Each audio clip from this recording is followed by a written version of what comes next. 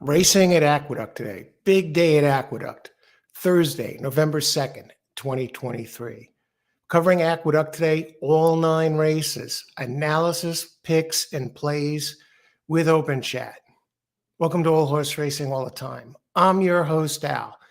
What makes today at Aqueduct special? Well, in a way, it's kind of like opening day because it is day 1 of the new meet, the Aqueduct Fall Meet. Now, they had Belmont at the Big A. That was September until last week, and they called it Belmont at the Big A because Belmont is under construction, and the championship meet that usually runs at Belmont in the fall was shifted to Aqueduct. So they ran those races over there. But now it just goes back to Aqueduct. No more Belmont at the Big A for a while. So it's day 1 of the meet. And this is an exciting we're heading towards the weekend. You can see on the horizon. It's right there. Today's Thursday. But of course, we have the Breeders' Cup races tomorrow and Saturday, the Breeders' Cup Classic. And yeah, the Classic had some changes with a couple of the horses out, 3 of them out that would have been in there. And one of them actually died. One Archangelo was retired. Forte missed it, and then Forte now is retired. And the third one, didn't survive an operation. So, but still, we got to look at the positives. That's part of horse racing. Sometimes we got big stuff with the Breeders' Cup. So, we're going to be covering Aqueduct today. Post time, race 1, 12:20 p.m. Eastern time. They start a little early. It's going to be 9 races. And from what I've seen of the card so far, it looks pretty interesting. It's a decent card. We got some turf races, 4 races scheduled for the turf. And then tonight I'm going to be bringing you a live show, and that's one you're not going to want to miss. Let me just put it on the screen here. I'll talk about that for a second. We're going to be covering the Breeders' Cup Classic, that one race, but we're going to be covering it like a glove. And that's scheduled for 9. And you might want to set your reminders for that if you're not subscribed already. Let me see. Let me get a link here to put up in the chat. If you want to go there and check it out or set a reminder. Okay, let me put that up over here.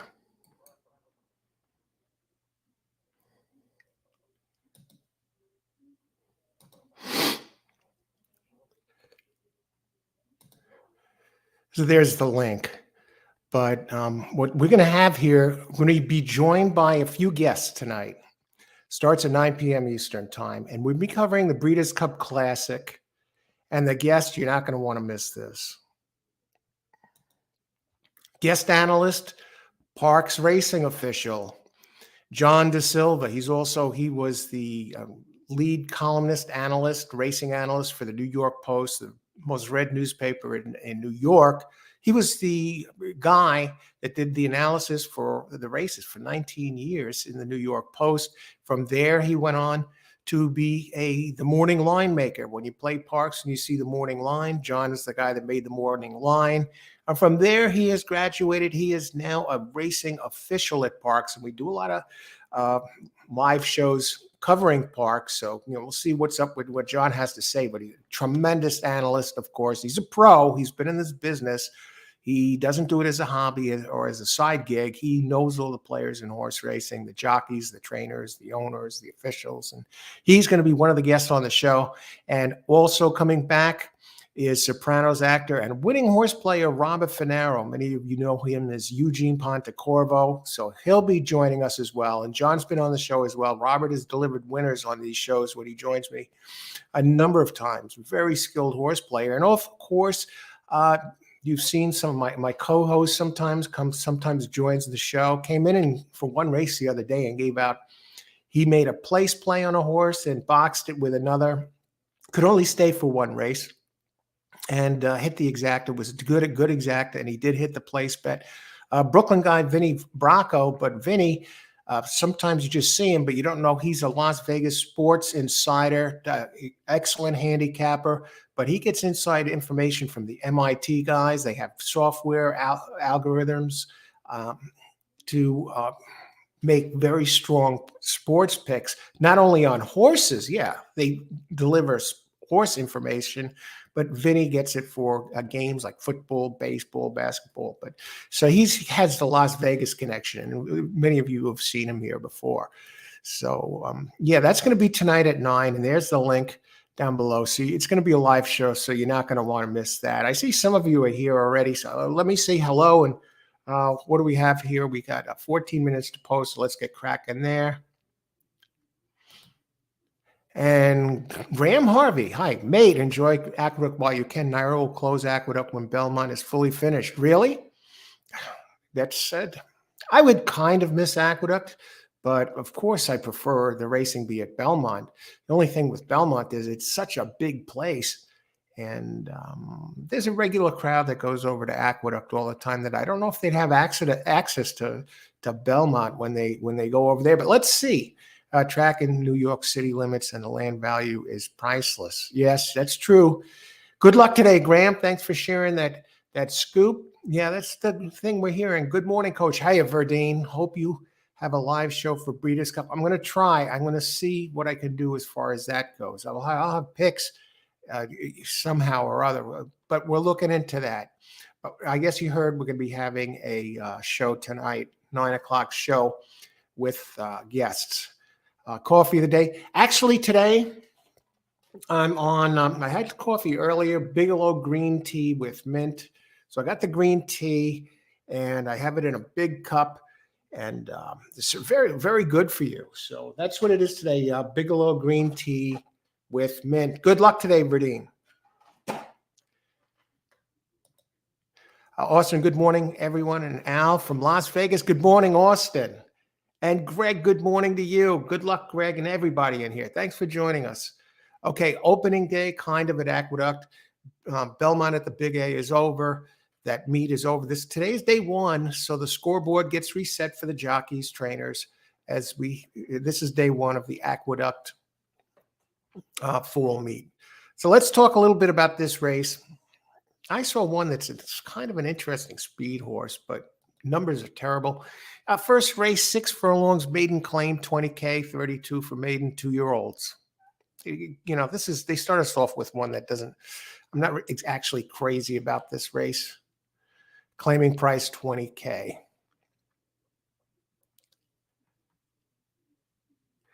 Now there's one in here, Rudy. Let me just make sure there's no scratches here that didn't pop up. Yeah, number 5, Rudy gets Ruben Silvera. Many of you know him as one of the stud riders for Jamie Ness over at Parks. He's no stud at this place, though. You know, a lot of the top Aqueduct jockeys, Naira jockeys, are over already in Santa Anita getting ready. We have some of the makeshift crew here going at opening day. And this one gets Ruben Silvera. This will be his first race at Aqueduct. Really, he shows no work history here. He has actually worked a little bit here. What I like is the pace of this one. His career at Aqueduct, only 71 races for Ruben Silvera, and he only wins 6% of the time. Actually, 8% of the time. He has 6 wins here in 71 races in his career, but he hasn't raced here in ages. So, and you do have Rudy Rodriguez. Get this, the horse's name is Rudy, and the trainer is Rudy Rodriguez. Does have a speed edge, though. Now, early speed. Mike, it shows 2 of the 3 races, it showed very big early speed. One here, the last at Aqueduct, where it finished 7th, 23.5 back, but drops in class today, drops from maiden claiming 40 down to 20, and ran significantly slower early on a dry track 2 back. So I don't know, some of these horses are very quick to the front on a wet surface, but you get it on dry. Rudy dropping in class, he wins 19% of the time with droppers, and you got Ruben Silvera here. So I definitely think 5 is one to consider just on the early pace edge. And we're going to look at some of the others. Tricky little race. We have Bruce Brown, the trainer of the one, has a route rate. It drops all the way from the maiden special weight down. Both races on turf. What's the deal? Bruce Brown, when he drops in class, he's 15%. Luis Rivera, the jockey up here, another low percentage jock, 8%. Luis Rivera Jr. What's going to do? The question is going turf to dirt. Bruce is about 14%. You got the class in its favor. That's the one horse.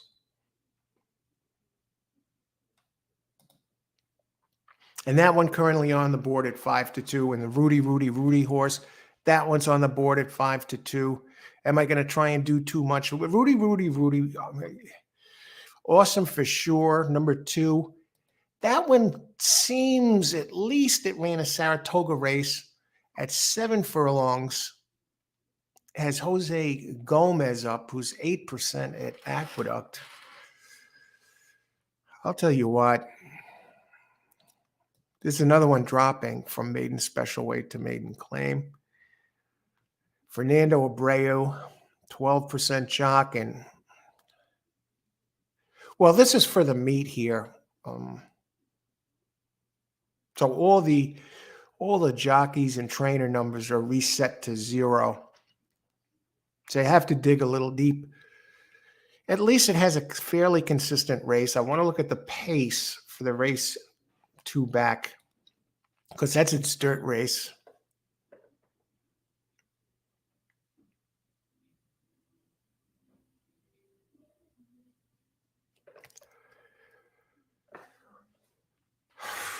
Almost a pass race here, what I can see of this. Let me just bring this up. You'll have to get some body language here on these.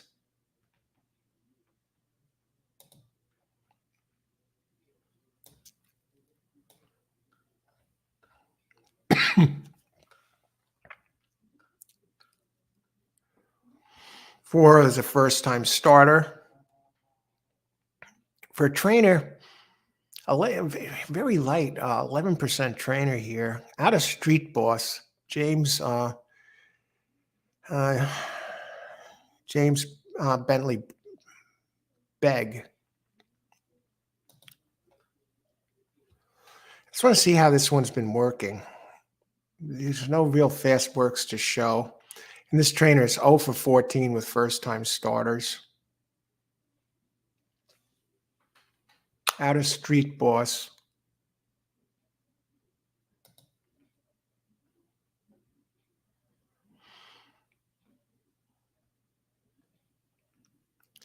Three, I really don't like. Jockey Lane Luzzy hasn't won here. Dropping from 30K to 20. I just want to look at this Begg first-time starters. Really not much to show. An 11% trainer at Aqueduct.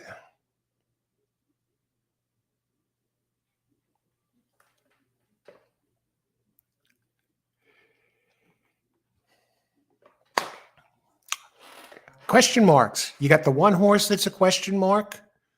You got the 4 that's a first-time starter. You got others dropping. Drinking Solo. At least this one gets Manny Franco. Gets back to the dirt.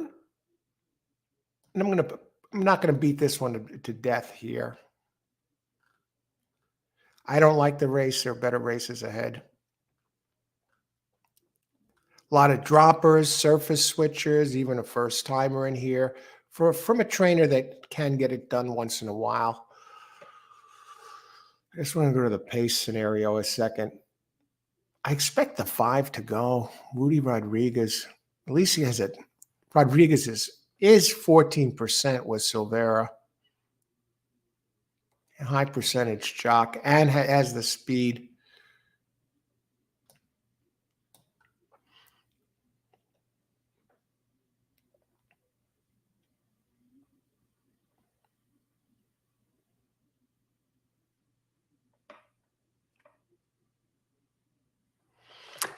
All right, 5. I'm thinking 2 and maybe 6 a little bit.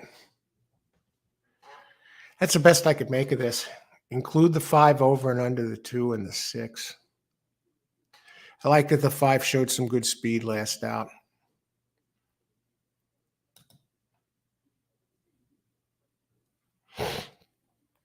Austin, that's great news. Yeah, that should be a fun show. We got a good panel tonight. Superman. Hey, Superman Bass Fisher. Good luck. Good luck today. Good to see you. Austin, 6, win place, race 1.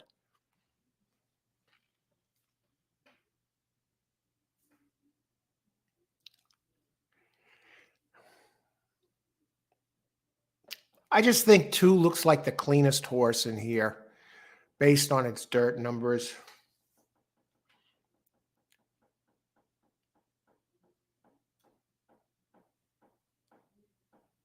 I don't entirely trust the 5. I know it has some speed.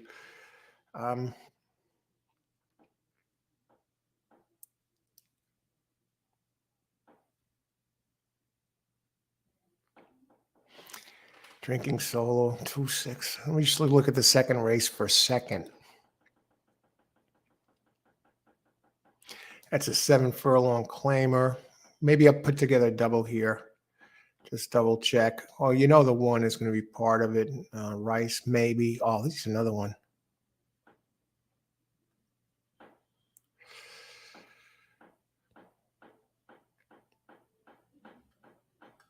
We may take this one a race at a time. Race 6 is very clean.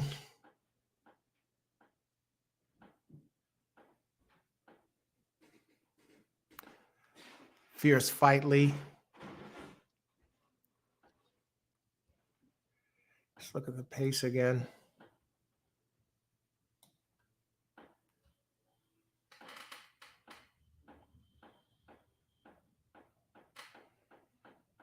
And I just want to go back to one more thing. The double prices.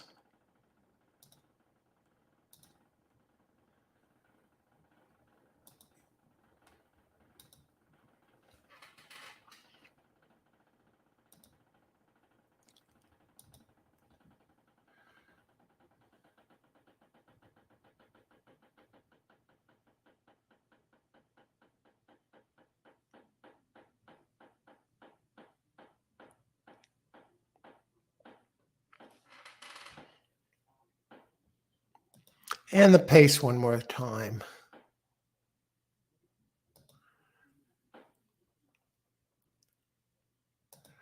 Race 1 daily double. Race 1 double. We'll go start it off light. Race 1 daily double. 2 with 1-6.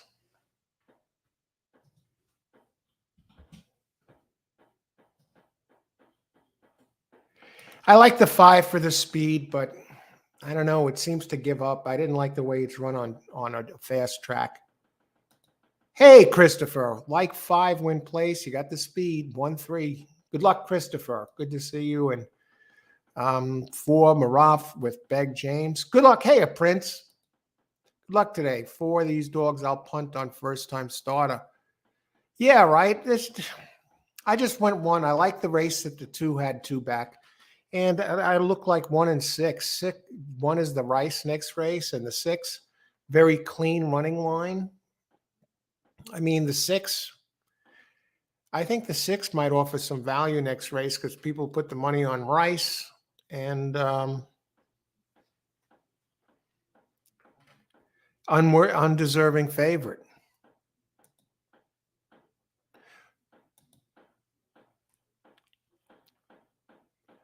Okay, and Prince has a pick 3, 4, 6, 2, 6, and 9. Okay, good luck, Prince, and the exacta 4 over 1-6. And I'm on the 2 this race, singled and a double. And Prince 4 with 2-6 double. And Superman Bass Fisher is on that first timer as well. Let me see if it's coming in here.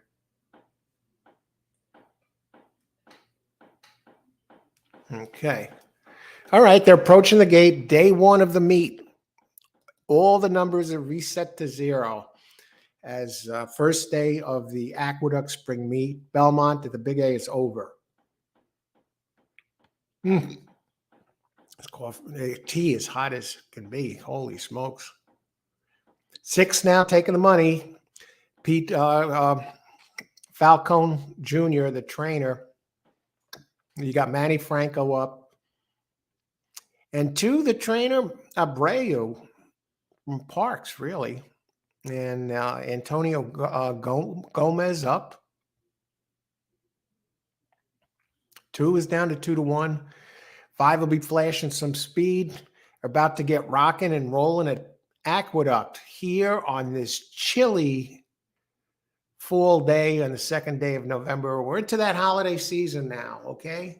We had Halloween earlier this week, and now the journey begins. The trek begins towards Thanksgiving, Black Friday, the December holidays, tree lighting. And then it was still not done yet. Then we marched forward till New Year's Eve, New Year's Day. So a lot ahead. You know, that's still a long ways down the road. But here's day one at Aqueduct, the fall meet. No more Belmont at the Big A for a while. 6 is a little hesitant to get in. I don't like that. Let's see if they can get him in there fairly smoothly. Go to the body language. That's usually a bit of a red flag, but he didn't give it that much of a hard time. Good luck, everybody. Enjoy the race. Let's get it done here. Race 1 of 9 at Aqueduct, the Big A. That's 2, just looks, holy smokes. They just jump way ahead. I don't know if it got tangled. And here comes the 4. Raleigh Street, St. Clair, in a battle, speed duel up front, the 2 long shots at 12-1 and 11-1 respectively. Now my 2 looks like he's running well. You're just way behind though. And Franco starts to come up with Drinking Solo on the outside and engages the leader, but the Raleigh St. Clair does have a slight lead as they turn for home here at Aqueduct. And 5 emerges, the speed horse, folks. And here comes 6, Franco. We're having one of these fantastic finishes. They're coming to the line. Manny Franco, though, holding on. And my 2 prevails to get the first leg of the double. I wonder what the odds were there. Okay, now I need 1 or 6. Okay, it's a good way to start the meet with a single to kick off the daily double. All right.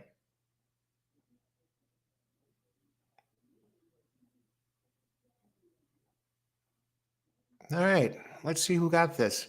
It was 2-6. I think the 5 was coming. Yeah, 5 is better on a wet track, at least for speed. Looks like 2-6-3 here. 2 was 2-1. Yeah. 6 was the favorite at 9-5, and the 3 hung on. And it looks like 1 got 4th. 2-6-3-1. All right, let's see who got it done here. Oh, we got it done. 1 race, 1 daily double, 2 over 1-6. All right. Well,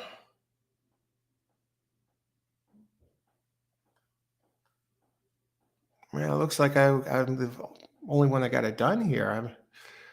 All right, but there's plenty more ahead.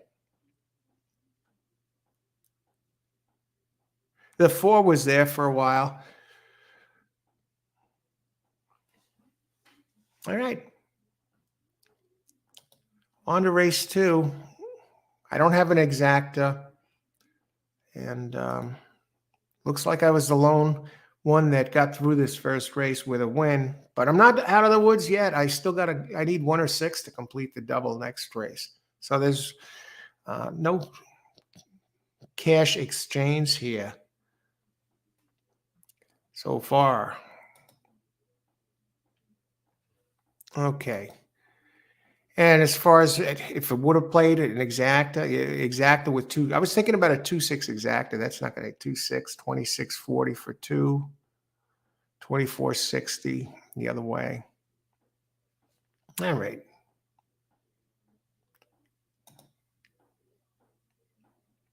Two with one or six. 32.60 with the one for $2 and 24.20 with the six. And it looks like they're the ones that took the money, the one and the six. So I went a little bit chalky here, but I like the race of the two back. Excuse me. Beautiful day there at Aqueduct. I'm trying to see. Can you see a lot of people outside there? Or are they the benches? Those are the benches you see. It just looks like outside is mostly vacant. But if you go inside over there, there are tons of people. Well, I don't know about a lot of people, a regular big crowd that goes there, and they're all screaming at all the giant TV, big screen TVs that are up on the, all over the place, and they stand under them and they scream like they're going out of their minds. Most of them are probably inside right now. Some might go outside now for a smoke break or something, which a lot of them do. You got to see it if you're outside at Aqueduct after each race. From the ones that can tear themselves away from the screen, they all go outside, and it's a bunch of people all smoking. Okay, on to race two. Let's talk about it. So again, we're going to have a live show at 9 tonight, and we're going to be giving out analysis for the Breeders' Cup Classic, the big race on Saturday. Joined by guests. We're going to be going live tonight, 9 p.m. This is the show. There's the link. Again, here's the link to that show. If you need to set your reminders, or if you want to subscribe and get the reminders, hit the subscribe bell. You get the reminders automatically. But we're going to have John DeSilva. Many of you know him as the writer, racing analyst for the New York Post for 19 years. Now he's a racing official at Parks. He'll be joining us. He's been here before, joined me before on shows. And of course, we have Sopranos actor Robert Finaro.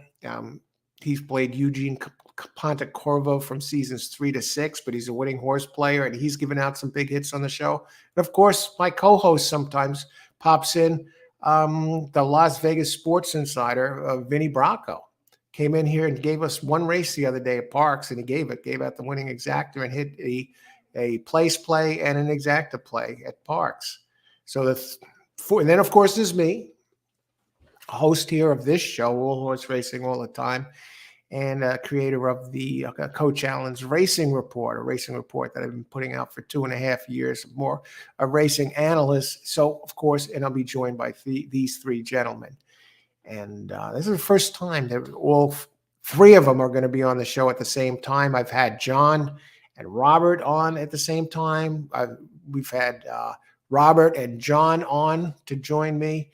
And Vinny and myself, of course, have done shows.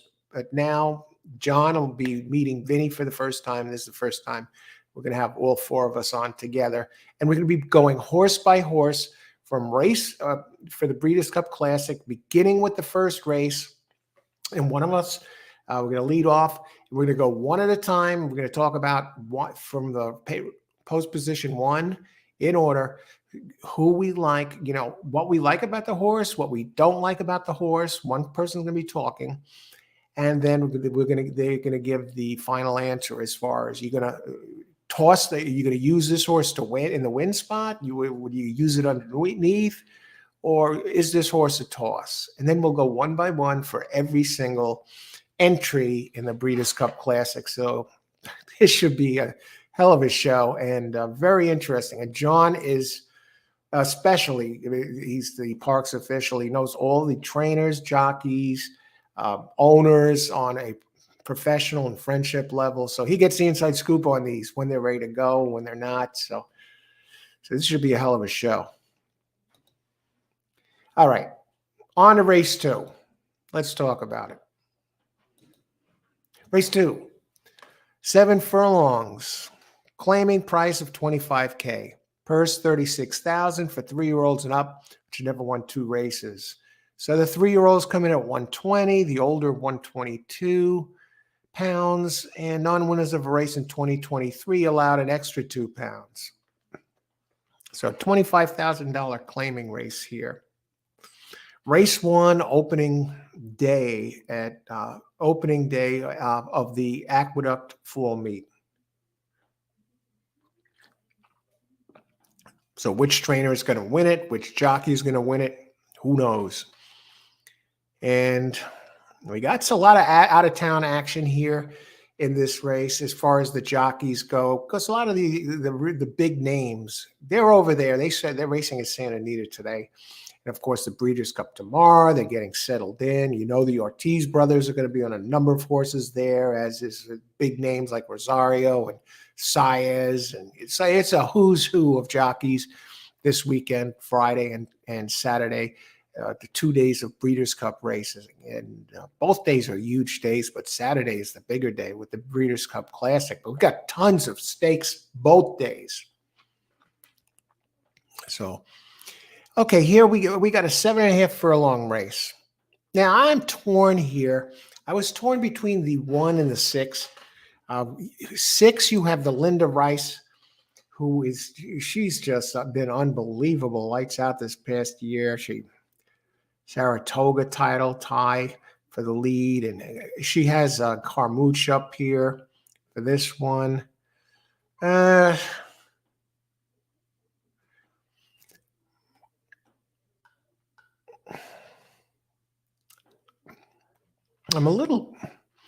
I was torn. The 1 and the 6.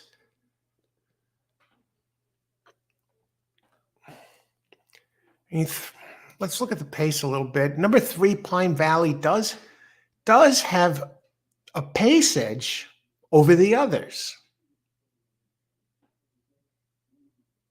And it really ran good, quick fractions. Usually takes the lead. Last race it ran at the allowance level. And set quick fractions at 6 furlongs. But you know it can go longer because the race before that was at Parks. Ran a 1 1/16 and still ran decent fractions, grabbed the early lead in that race. And at Saratoga, at this distance, on September 1st, grabbed the early lead again. But let's take a little closer look, because I like the 1 and the 6, and I didn't use the 3 in my double. And I'll tell you why.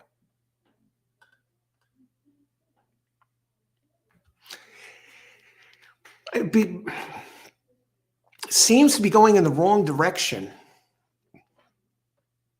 It is getting spotted weight. This is going to be a case where pace makes the race. What happened last time? Did run at the allowance level for trainer Eduardo Jones. Eduardo, I don't like this. Here's why. Eduardo,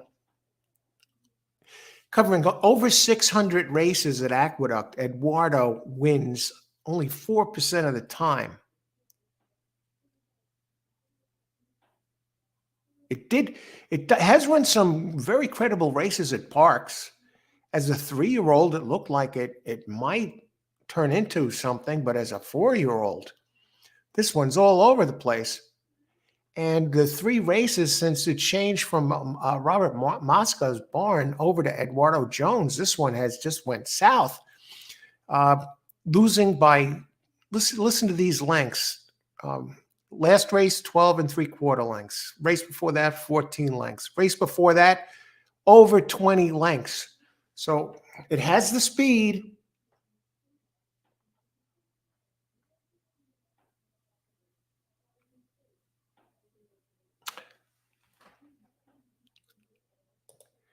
But that's about it. At Aqueduct, 0 for 2.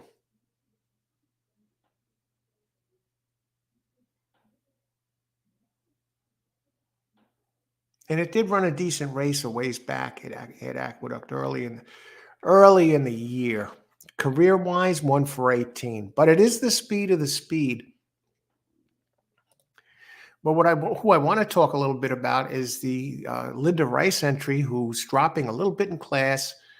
Did win 2 back at 30K, and the last 2 races at Aqueduct, this one fits. It's a 3-year-old blue plate special, has some early speed.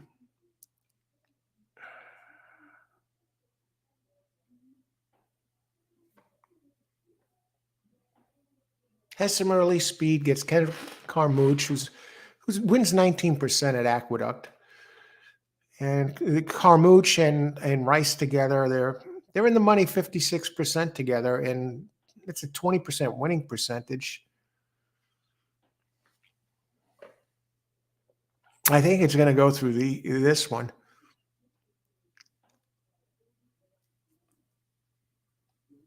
It got to be considered for the win spot, but we're going to go back down to the 6 now. Rudy Rodriguez. Now he trained the 5 horse last race, Rudy, and he goes with Ruben Silvera.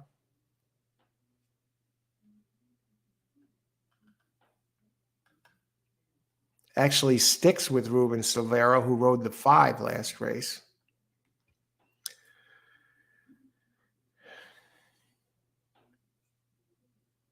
But this one has run at the distance, and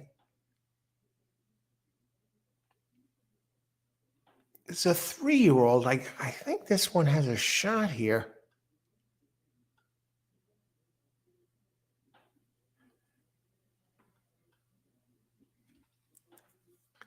Fight Fiercely. I mean, it has better races to run back to. And last race was its first race. Okay, it was gelded, first gelding last race. And finished 5th, 10.5 back at the starter level.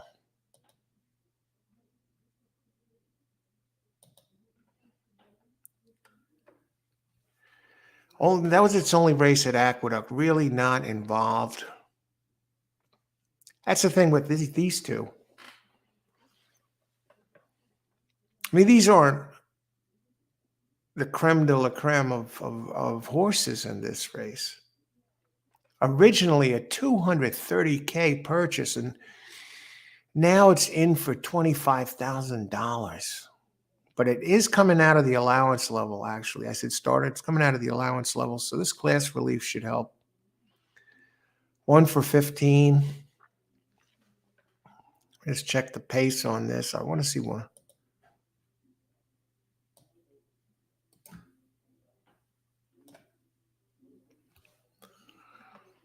Yeah, it has some speed. Sure. We know it can get the 7. The one that concerns me is Pine Valley. Let's look at the odds here, just because of the pace advantage. Laloy, how's it going? Good afternoon. Good luck today.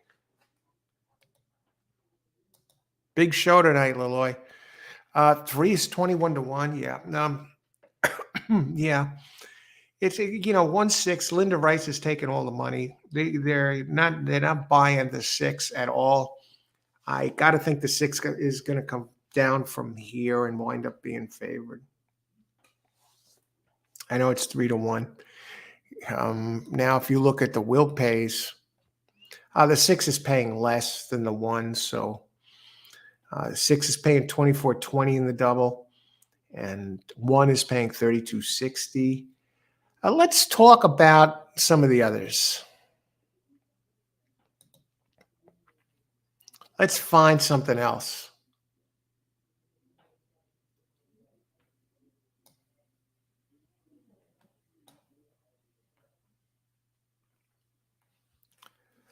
South Street, Orlando Noda, number 2. Last 2 races were horrible.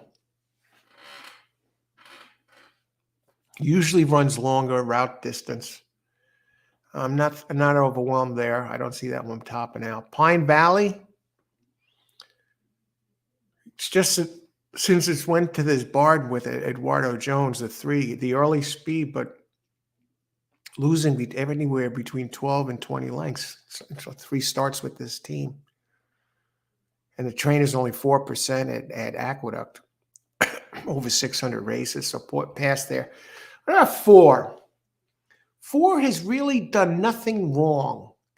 It had a bad race last race, but it was at Delaware. It's a 4-year-old, and none other who's back. He's back. It's Gary Contessa.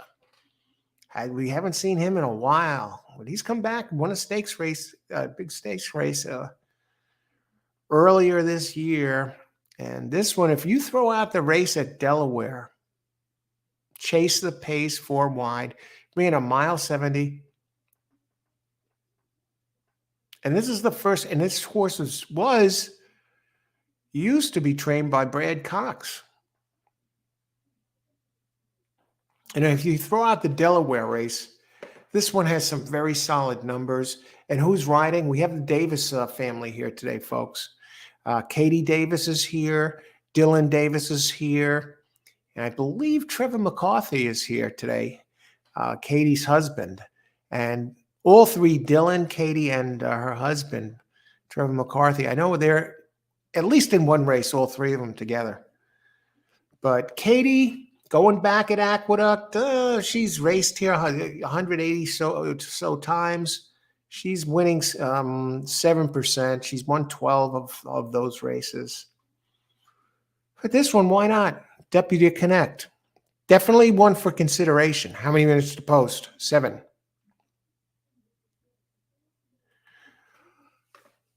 Disappearance. If you throw out the last race,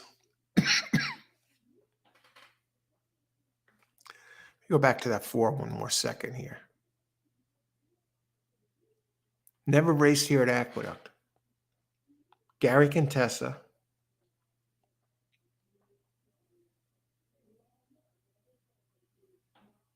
Here's the thing with that one. 30% trainer, second off the claim. Nice workout, second of 14, 35 and 2. 4 got to be considered. I don't care. I do care, but 4 has to be considered.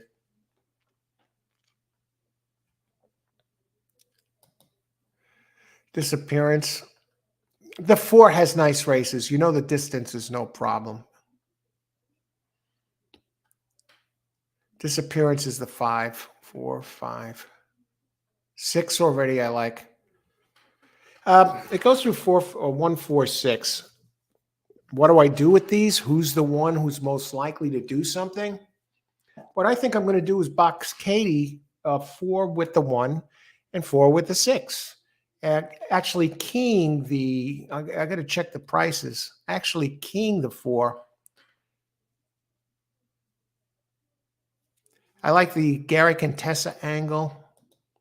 Okay, how many minutes to post? Why is this on? Okay. 6 minutes. Let's look at the odds here. I don't see Rice as a fair of 3-2 favorite. Let me just see what the exactas pay with the 4.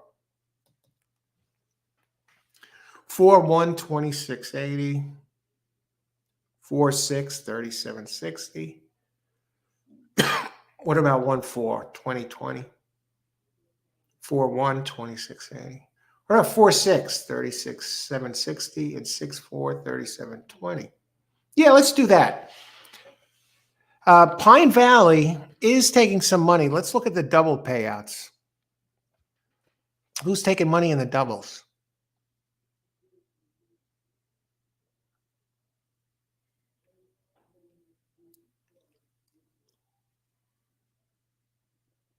I'll tell you what, they're pounding that Linda Rice entry.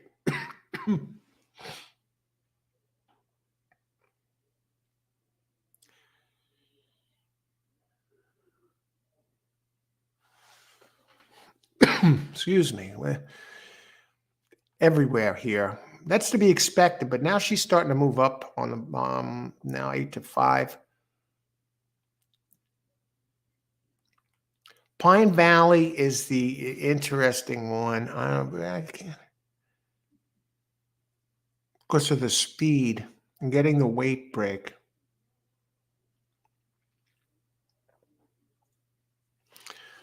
Let's just check the 7. We're just 7.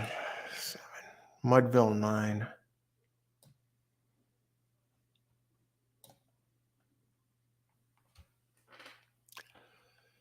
Dropping in class a little bit. Manny Franco up. Gets back to Aqueduct.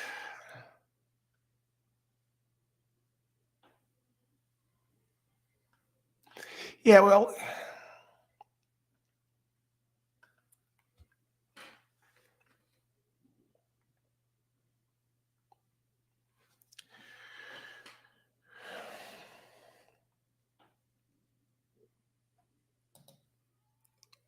okay.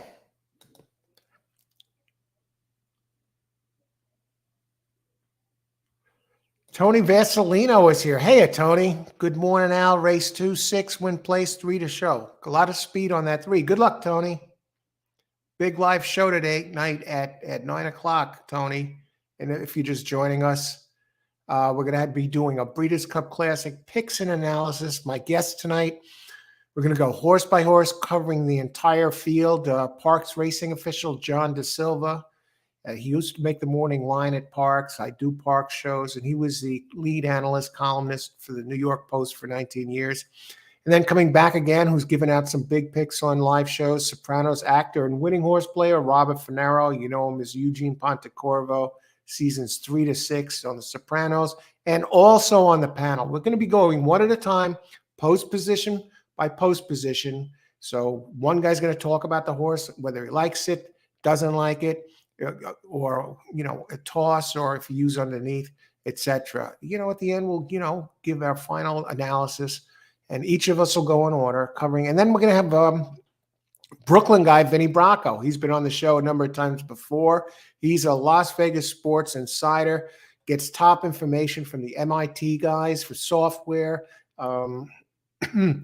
algorithms, professional sports bettor, really. And he's also gets inside information on horses. So that's tonight at 9 p.m. So you want to go there.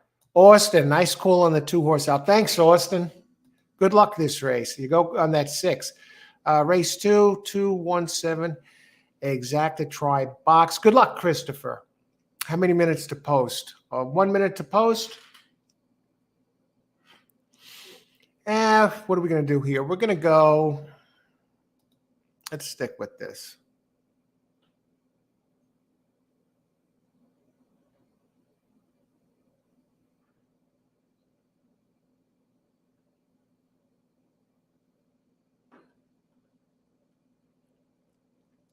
I may ride this one out. Let me just see. I like 1 and 6 best.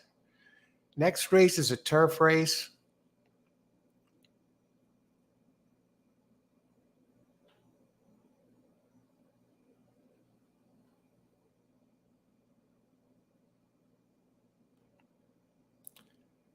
Uh, 3-4. Okay, let me make sure. Oh, geez. I don't want to do that.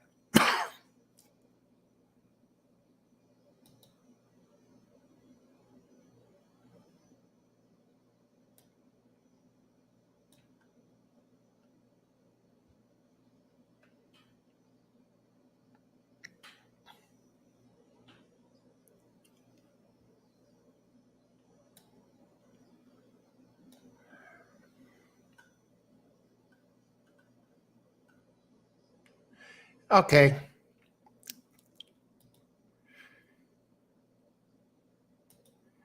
Race 2, daily 1-4. Race 2, another double.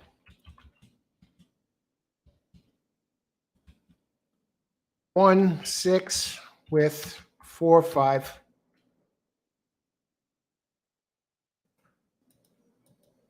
Come on. Where'd my thing go?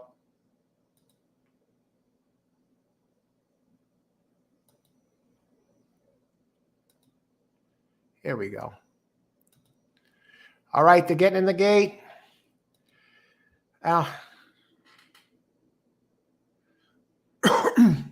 Aqueduct, race 2, $15 double, 4-1. Okay, good luck, Verdine. 4-1. And Verdine, Aqueduct race to $25 to win on the 4. All right, I'll get back. Good luck, everybody. Enjoy the race. I'll catch up on the chat now. And what are the odds here?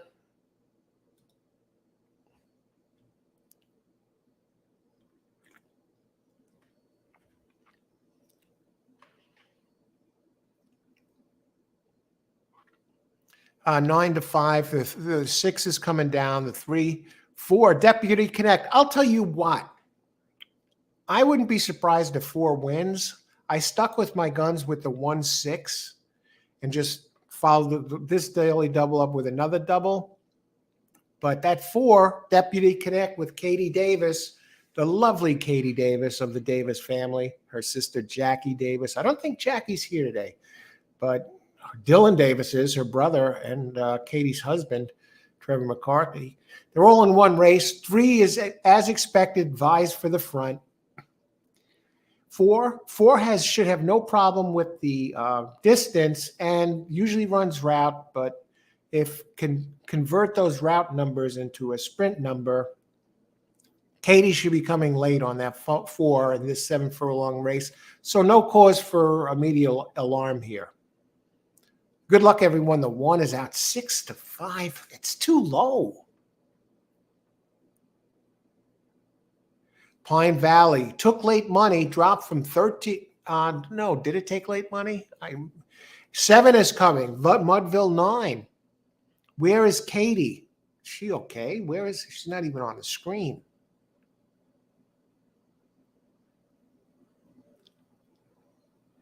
All right, the speed duel takes place up front. Here comes 2.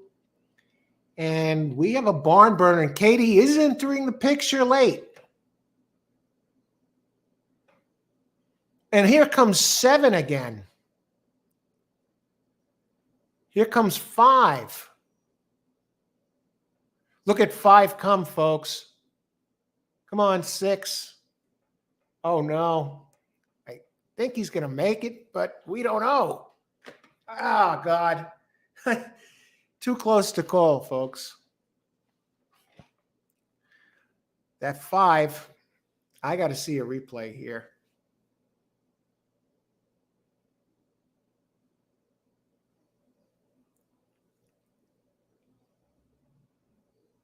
Well, maybe the better horse have won. What a run by the 5 out of the clouds. They need to slow this down.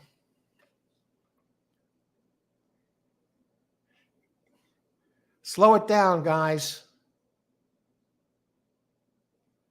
Can they give us a break? And yeah. They should slow that down when they come to the finish line like that. Now they're giving us the starting gate.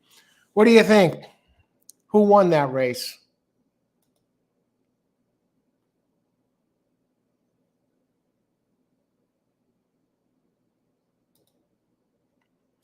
Now maybe we'll be able to see it. Maybe this angle tells us something.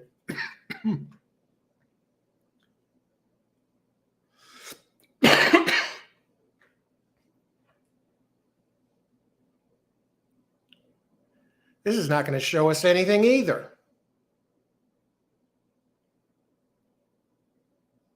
Yeah. I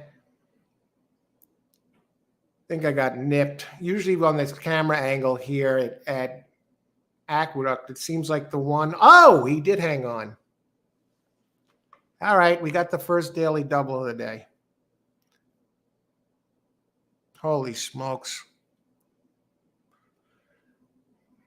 Feel fortunate there. And that 5 was 27-1. Now the 6 is 7-2, right? And the other one, the Rice Horse, went off at 6-5.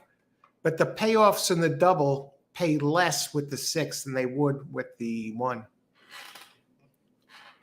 The double payouts are, see, 24-20 with the 6 and 32-60 with the 1, even though it was 6-5. So technically, I would have been better off with the Well, with the double, I'm better off, I think, with the 6 winning. But anyway, and the 5. Let's see who had this. 6, 5, 7, 2. No sign of the 1. 6, 5, 7, 2.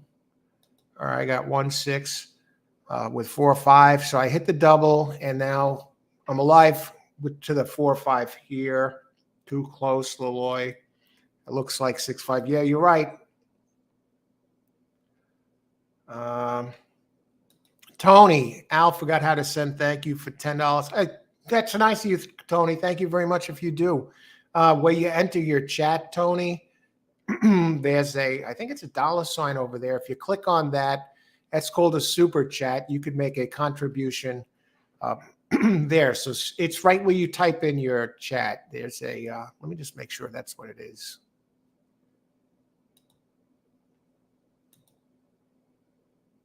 Yeah. It's next to the smiley face. It's a $. And you could enter whatever amount you want if you decide to. Thanks very much, Tony. If you do, thanks for asking. Yeah, the super chat option is always there. If you appreciate the show, if you want to treat the coach to a cup of coffee, and it's up to you. Of course, it's not required. Who else?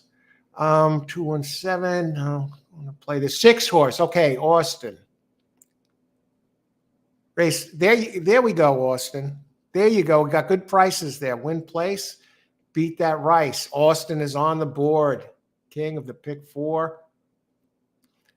Tony, race 2, number 6, win place. All right, you got that winner home, Tony. Great job. Who else?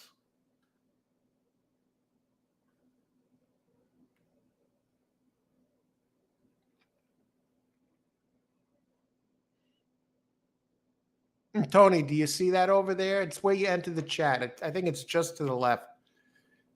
There's a smiley face, a $, and a plus. You click on the dollar. It's in a box, Tony. Who else? Let me just see. What is this Exacta pay? $92. Disappearance. I don't think that disappearance, it really had some nice numbers underneath that it semi-fit. I mean, 10-1. All right, on to race 3. Already I like 4 and 5 to complete the daily double here. And I'm curious what kind of odds we're going to get here on these two. 5 is 12-1. Well, 5 opens 7-2. And Maggie Wolfendale, she's the body language expert here. Her husband is the trainer here of the 4. And 2-1. Charging Thomas Morley. And Maggie, when she does the show, the body language, every time her husband wins a race and then she has to come back and do the body language thing for the next race, she has that smile on her face like she's beaming. The husband had just won the race. So let's see. Anyway, let's talk about race 3.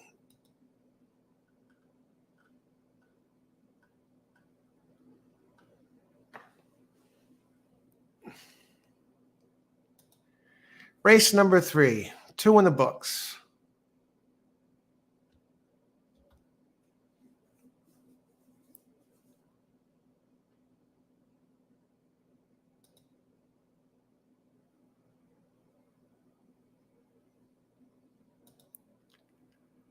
On opening day at Aqueduct here, really, not opening day, but it's the first day of the Aqueduct meet. That's why you probably don't see stats in there if you're using Brisnet for the jockey and trainer for the meet. Scorecards are 0, folks. Day 1 of the Aqueduct fall meet. Belmont at the Big A is over for a while until, I guess, April or somewhere around there, maybe late April, early May. Okay, let me bring this up. Now, I like that. Now we got a turf race, turf sprint. Race 3, 6 furlongs, out of turf, allowance 50,000. Okay, so we get the claimers out of the way. Now we get get serious. We get some of the solid ones in here. Allowance 50K, outer turf, For 3-year-olds and up, which have started for a claiming price, of 50,000 or less, and which have never won a race other than maiden or claiming.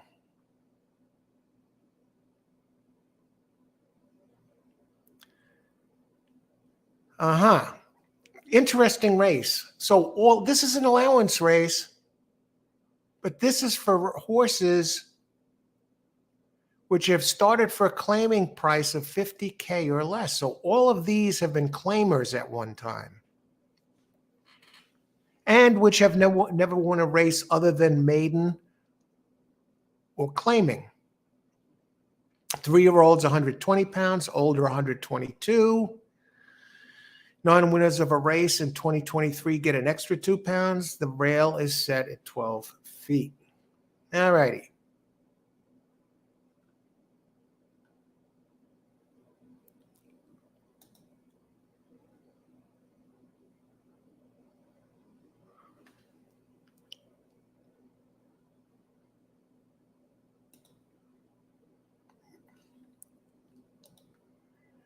Okay.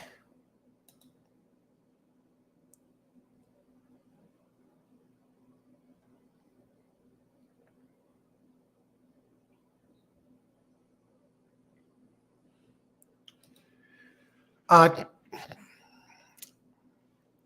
I hit it and $10 showed up, but no request for CC info. I'm not sure.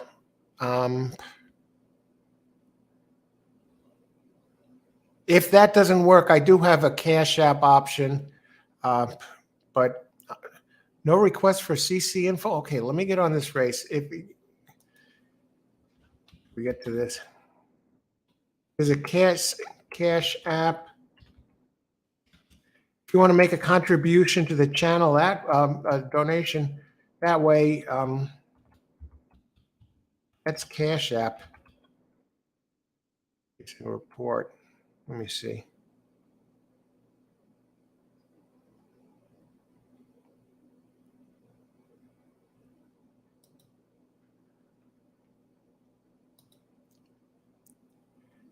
That's if you want to make a Cash App contribution. But let me stay with this here. We got 14 minutes to post, Tony. We could figure that out as in the afternoon here. But let's see what's happening here. Okay, so now this race, I'm on 4 and 5. I like charging best. I like the last race. Opens at 8-5. Thomas Morley, Maggie's horse winning husband, trainer, gets Eric Cancel aboard. Now let's talk about charging. Let's talk a little bit about the early pace.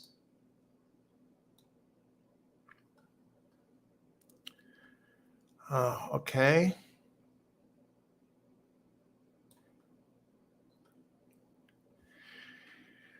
Now the 3 was scratched. I thought that was an interesting entry with Dylan Davis. That one had a lot of pace.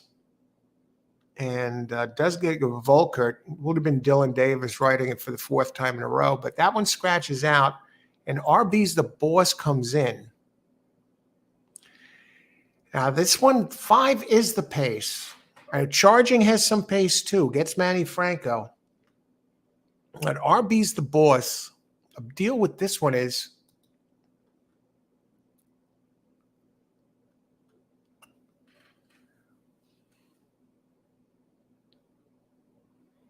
it has the early pace and has numbers that fit, but it's never raced here. And the trainer, RB's the Boss. yeah. 4 is probably going to end up being the pace, but 5 has some pace too. A misleading pace. And it has run the last couple of races at the stakes level. Career, RB's the Boss, number 5, 2 for 18 with 2 seconds and 5 thirds. So in the money, 9 out of 18. Never ran this distance. Now we'll talk about the distance again. This is 6 furlongs. Whereas the 4, Charging, has raced here once and has a second place finish.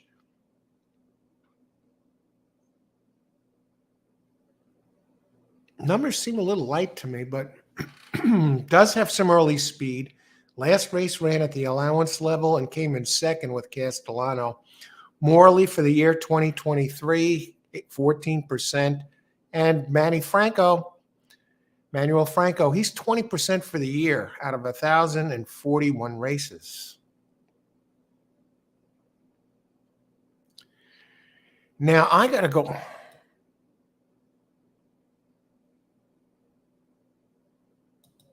Holy crap. This can't be right. Holy crap. They took this race off the turf. I would not have done this. Why is this race off the turf? Oh, no. All right, folks. Now I'll be flat out lucky to win this race. When the hell did this happen?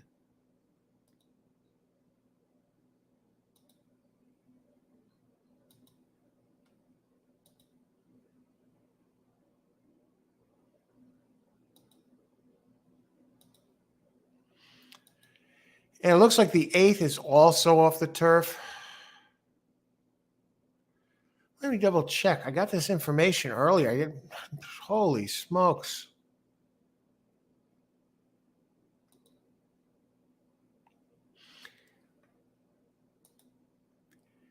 All righty.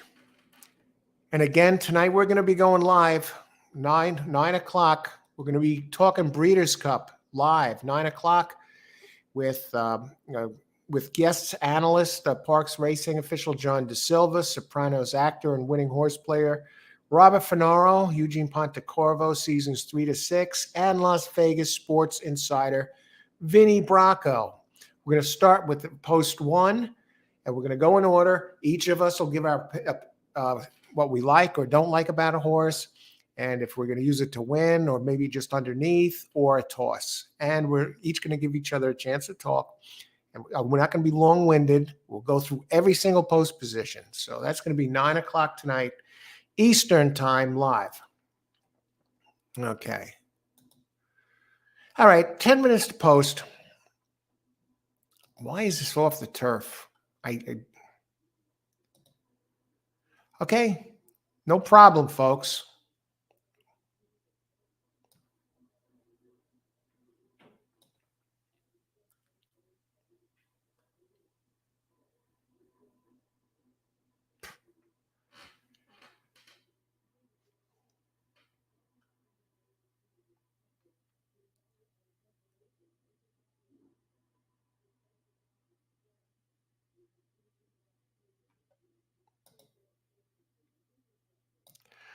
Well, I still have the favorite in here somehow. I think I'm looking at this. As far as dirt races go,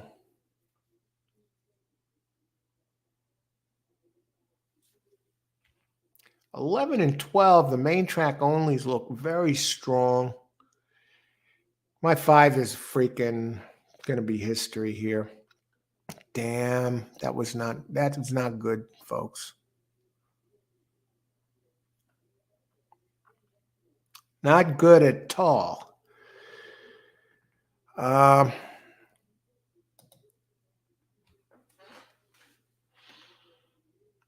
exacta box. Those are the best dirt horses in here. 11-12 especially, but 1 gets the rail, gets to save some ground. Tenebris. And we have 8 minutes to post.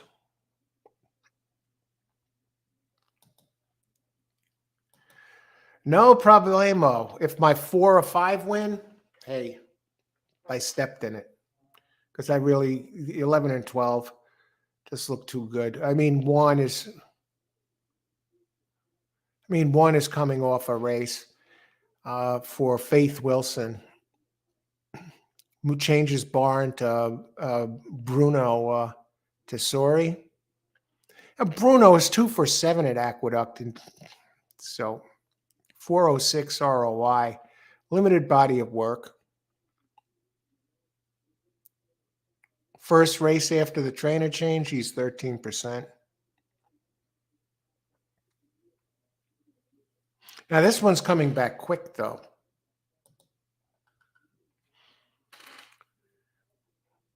Well, not that quick.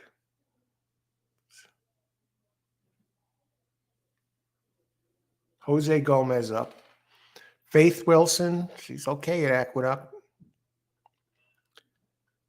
I just got to go down to the 11 and 12 again. 11 and 12.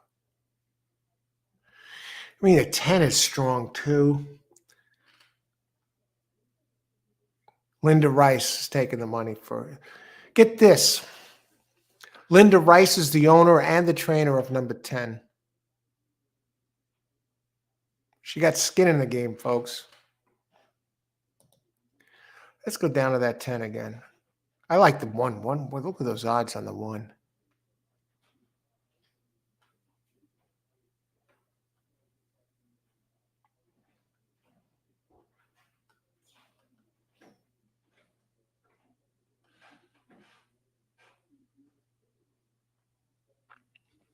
Oh, God. Hang on a second. I scratch that. I don't like 12. Well,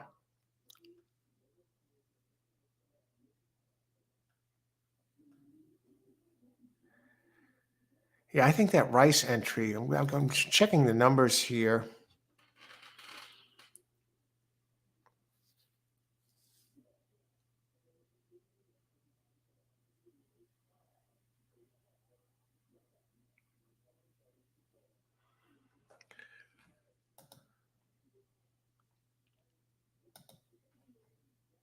Okay, 6 minutes to post. I don't know how the 4 is holding steady. I got to look at something else. Go back to the pace figures again.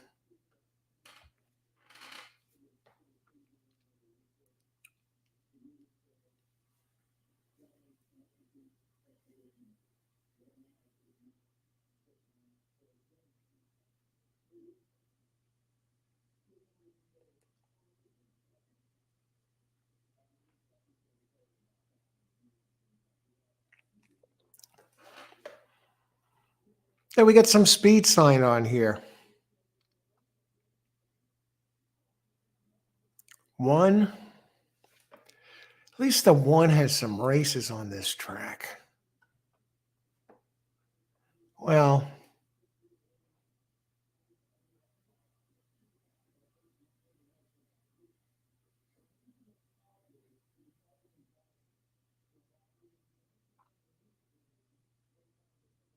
Faith Wilson should save ground. In the money 10 out of 12 to 1 odds. That's a gift. What the hell are the odds on it right now? 8 to 1. Today we're drinking Bigelow green tea, mint flavored.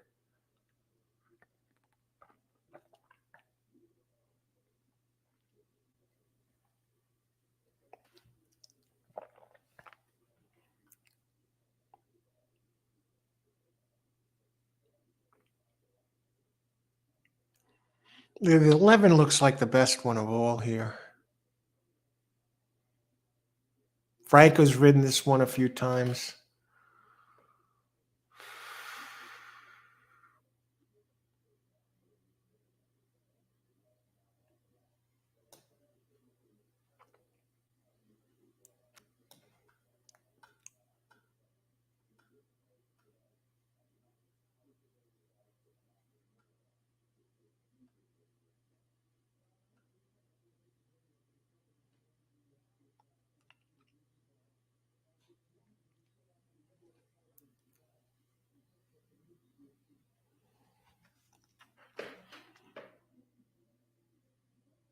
Yeah.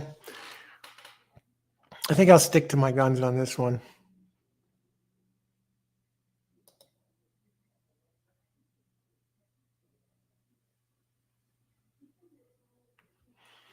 With the exception is I'm kicking the 10 out, the 12 out. I'm using Rice, 1, 10, 11.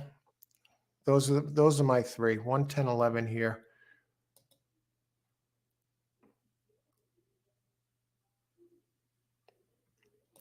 Hiya, Stefan. How's it going? Yes, all good here, Stefan. How you doing? Hope all's well with you too. Good luck today. $1 super box, 1, 4, 10, 11. I'm using 10, 11, 1 in an exact. I need 1 or 4 or 5 to hit the double, but race 3, Tony. 11, win place. Good luck. 11 looks like the best one, Tony. Good luck, Tony.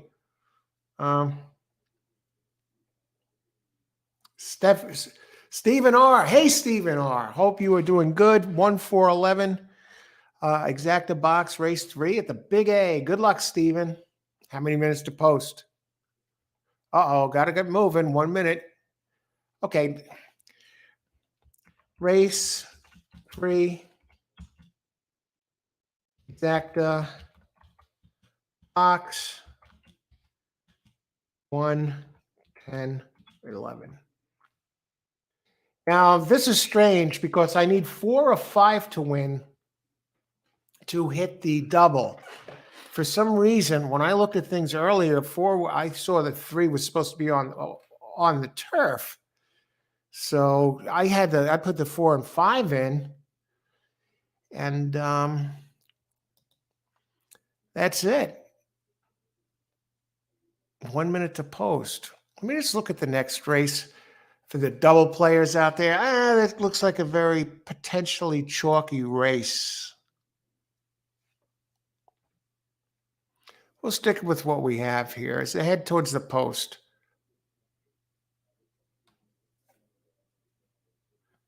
Who else? Christopher. Okay, Tony Vasilino. Go get him. Tony with that 11. And Austin again. Rack with a 4 to win. Well, I'll get these daily double if he gets it home. I don't know which would pay more. My exact. I don't like them on the dirt now. But good luck. 4 works for me. 4, 10, all. Yeah, Rice. Verdine, $3. $1 super. Okay.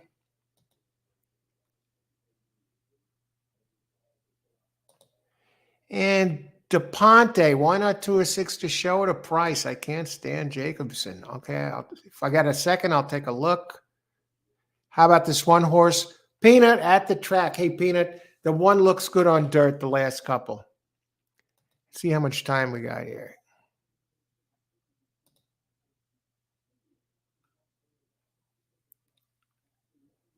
Eh, 2 looks too, 6 looks too slow. 2. It had a good dirt race at Monmouth last September, last year. Although I prefer others in here, but good luck at W.A. DePonte. And who else? I think we're pretty good here. Now, this is kind of strange. I got an exacta box with 3 horses, whereas I'm alive with 4 or 5 in the double. I'm not doing a double this race, though. I think 1, we're getting a great price. What are the odds on 10 now? Tipping down. 11 looks like the one to beat here, really.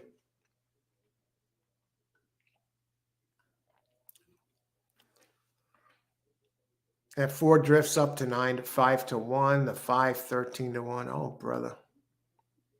All right, everybody. Race 3 of 9 here on this opening day for the Aqueduct Fall Meet. Enjoy the race. May the best horse win. Ice water in the veins. 5 shows none of its usual speed on the dirt as expected. 4 still showing a little kick. But I'd be shocked if 4 is around at the end. 10 is starting to come up. Linda Rice.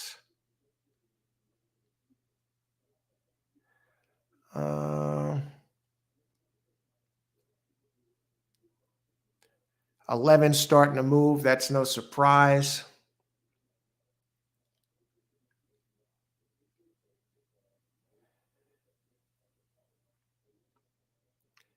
Uh, 4 is getting run down. 9, though, looking strong at 20 to 1. As the 10 and 11 tandem run wide. 1 is trying to re-exert itself. Um,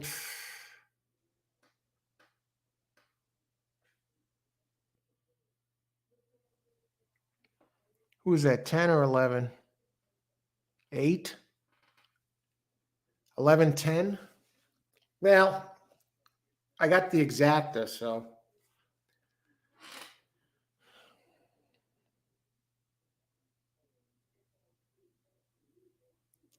I don't know which one was favored at the end. I don't even know if the $6 pays anything. What are the odds on this? Nah, 9 to 5 over. Might get my money back. That's about it.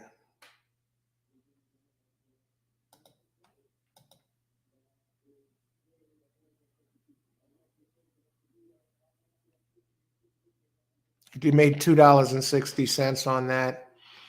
Lost 4 on the double.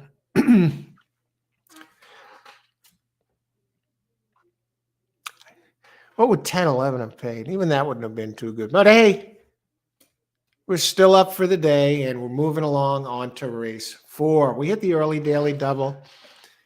And then we got the exact of this race. So we're cashing every race and moving on. As far as that first race,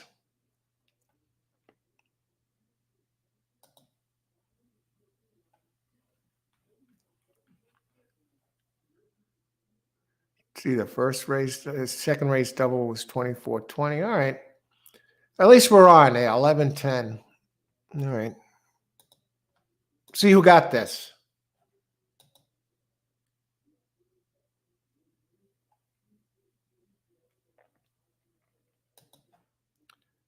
See, Peanut at the track, 11-10 inquiry. Peanut. Yes, an inquiry. I wonder who this is against. I'd probably be better off if they put the 4 on top. Let me just see what the Will pays would have paid with the 4. $32 still? Are you crazy? And that's people that didn't know that it was off the turf. That's chalk, yeah. Al, I've learned a lot here. Made my own report for Finger Lakes. Tuesday had wins in 7 the 8 races and hit the 616 pick 6. Props to you, Coach. Congratulations, Stefan. Great job. Excellent. I'm glad you enjoy the show and it's helping you some. And it sounds like you're coming a long way. Excellent. Stefan hits the pick 6, Finger Lakes. I don't know what the inquiry is all about. If anybody has an idea, let me know.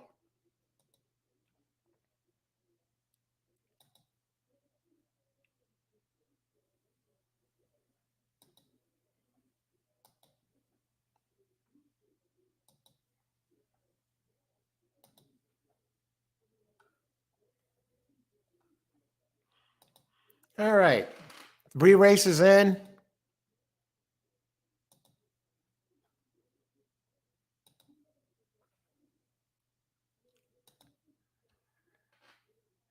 All right. Looks like the inquiry is off.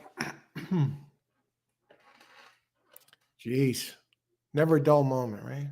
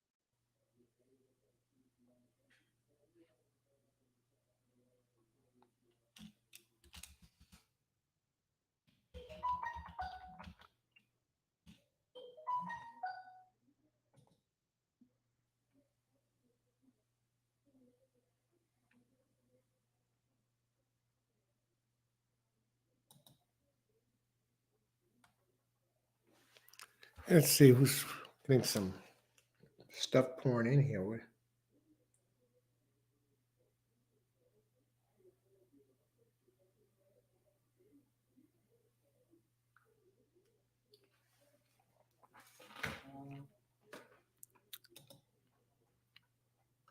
All right, let's go back here and see what we got. Inquiry.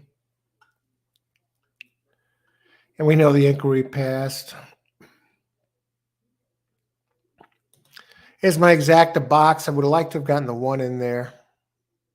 Or the 10 would have been a little bit better. And Verdine, super box. 1, 10, 11 was the 4. No, the 9 was there. You're close.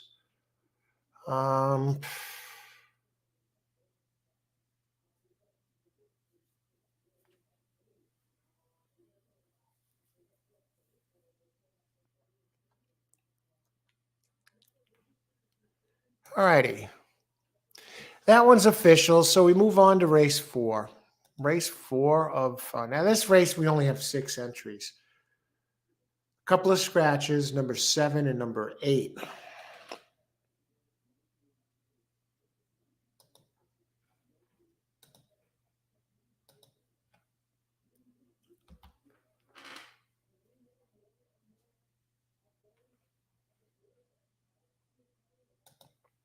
On this November 2nd here, I want to thank everyone for joining us today here at Aqueduct.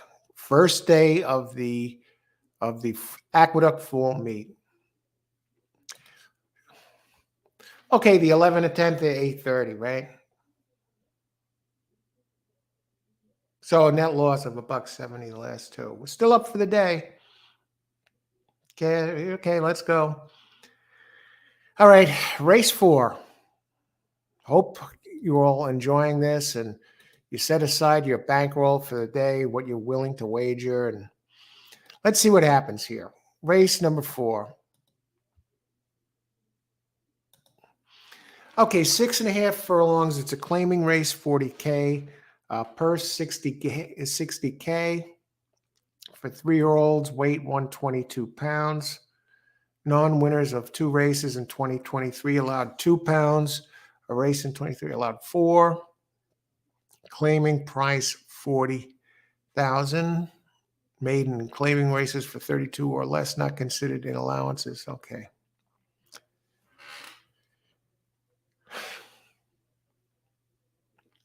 Okay. Now in this race, we'll take a look at the pace scenario first.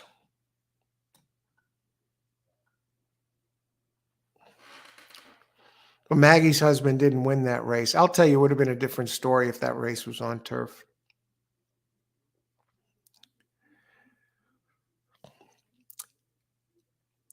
I mean, 3 high strike, likes to go to the front. 2 has shown some early speed in the past, and 1 has a little bit of early lick. 1, 2, 3, or really the speedier ones early. Now this is 6.5 furlongs, and of course we got the couple of scratches. I was 7 and 8 scratched.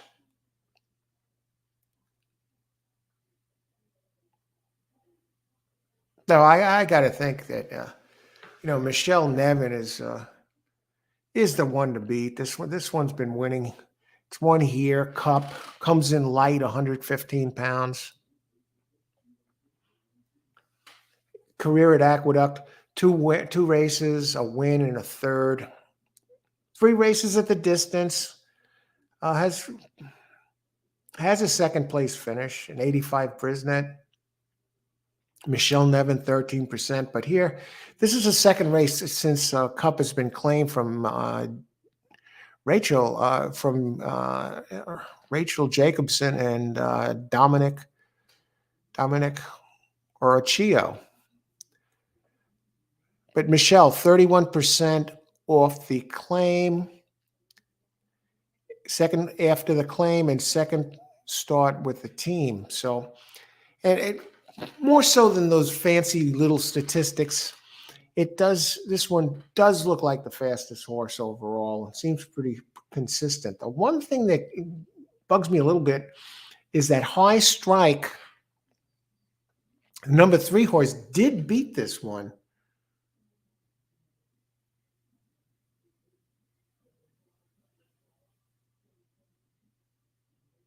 No, it didn't. Wait, let me just look at this a second. No, finished second to this one. That's right. Which that was back in September 22nd, which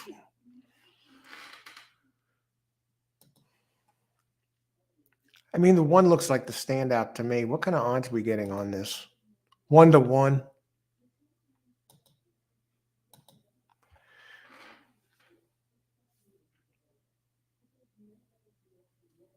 Can we beat this one? What if there's a speed duel up front? The thing about that high strike, it's another Chris Engelhardt coming in here, or number 3. It did run a good race, a second place finish at Aqueduct, which was considerably faster than its other races. But it had been running at Finger Lakes. Chris Engelhardt, the trainer, bringing him in, moving it up in class. I don't like that. Engelhardt here at Aqueduct, 14% out of over 1,800 races. So he's decent. Mr. Finger Lakes. Everybody's an Engelhardt up there.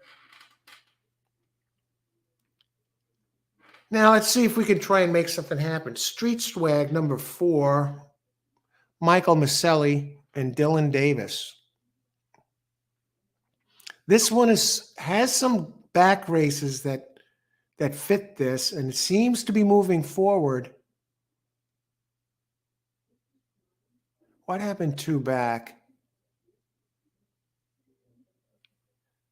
Yeah, they're dropping in class here, and this trainer, Maselli, is 17% with droppers, but with a 3.61 ROI. And does have a nice race at Keeneland where it won by a neck, so it's one on the big stage at this distance. So before I would jump on 3, I got to use 1, but I think Street Swag might benefit from a pace breakdown. And Dylan Davis is 18% here. And with Michael Maselli, the two together are 19% with a 2.04 ROI, and that's over 230 races. So they work well together. And blinkers are coming off today, and when blinkers come off from Maselli, he's 17%.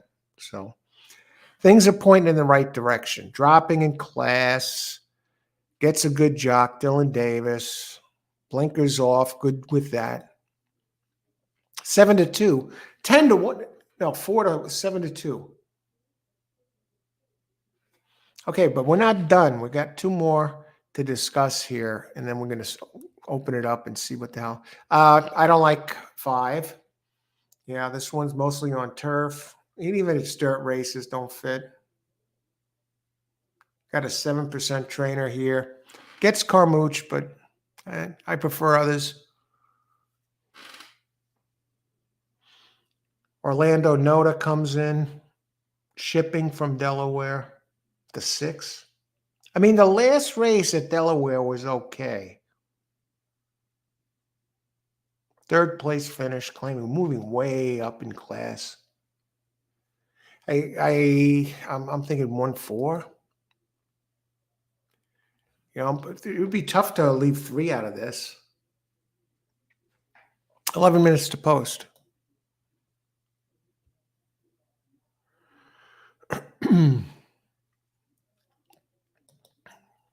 All right, I'm waiting on the next race, DePonte. Dolly has good breeding. I've only got 2 real bets today. This and I Am the Law. Have a great day at the Big A. Thanks, DePonte. You too. Good luck. Thanks for joining us. Wow, 41-1 shot wins at Churchill. Oh, really?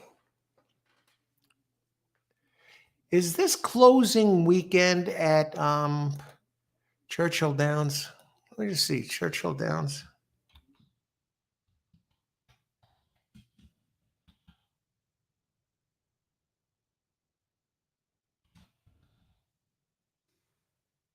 Let me see when the last day at Churchill is. Oh, no. They're going to run through November 26th.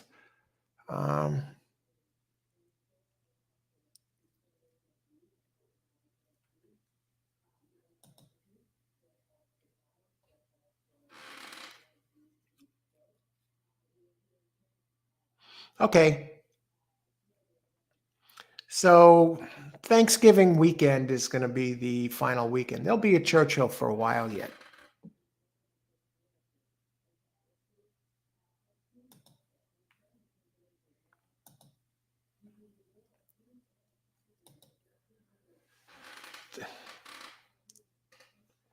In the next race, Dolly has good breeding. Let's take a look at W.A. DePonte's Dolly in the next race. We got 9 minutes to post. First time starter.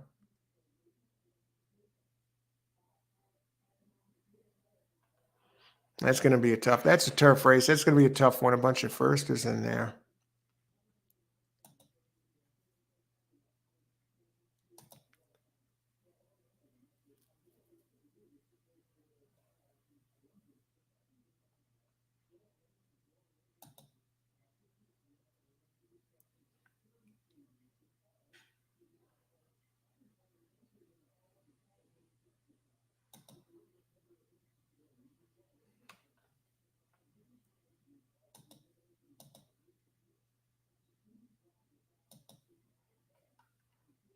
And again, number 7 is going to be off the turf. See, I Am the Law in race 8, number 2. So that one, we'll get back to that. We got 9 minutes to post here.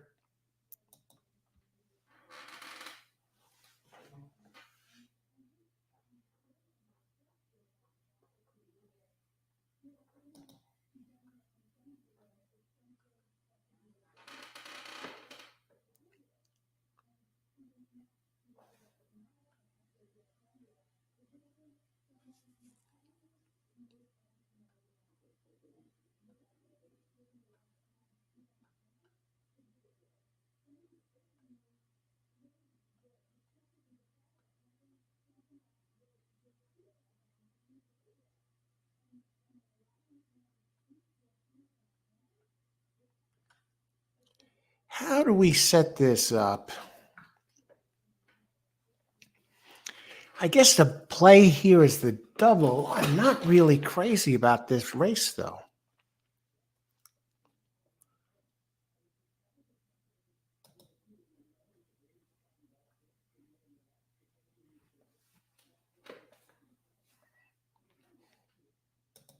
I mean, the 4 is a little interesting, but I don't like it really.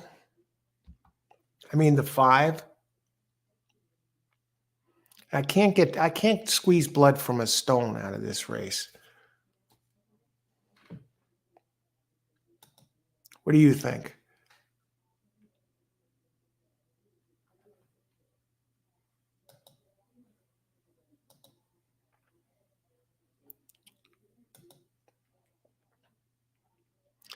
As far as next race goes,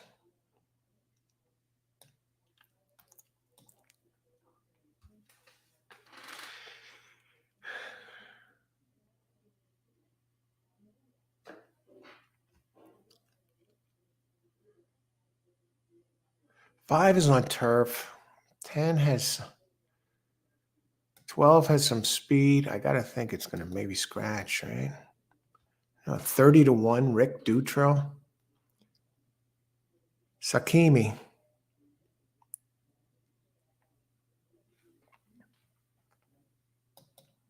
Turf is listed as good.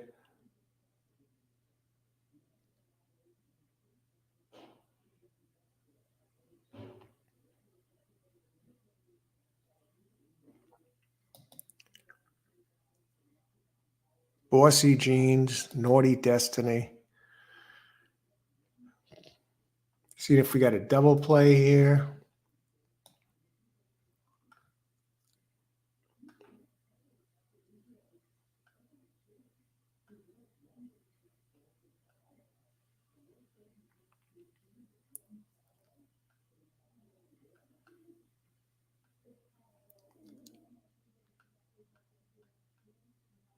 Our next race is 1 mile and a 16th. I think we can work with this race. Linda Rice has the 10.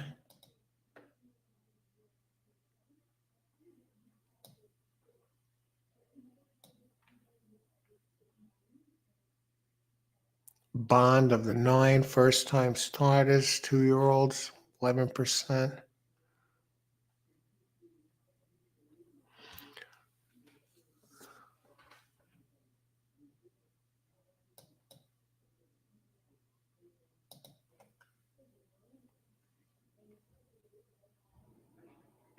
Chad Brown has a first or next race.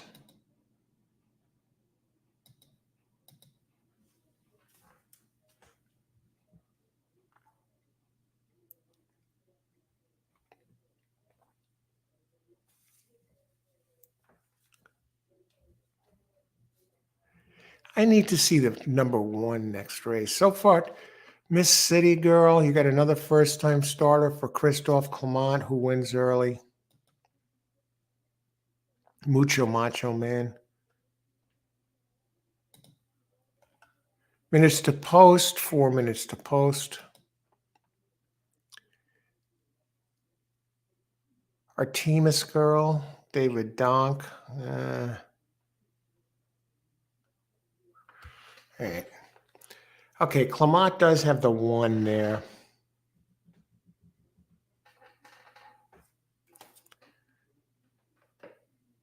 I think we got some prices next race. I just want to double check something.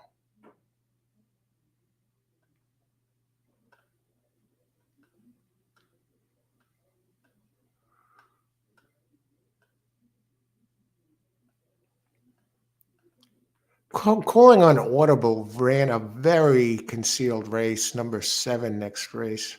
Got bumped around.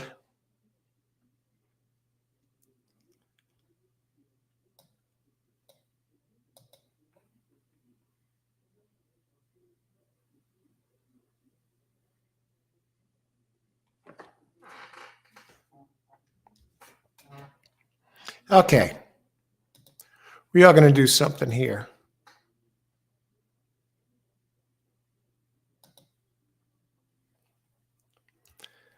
Maggie Wolfendale. She can't be too happy the husband didn't win last race. 2 minutes to post.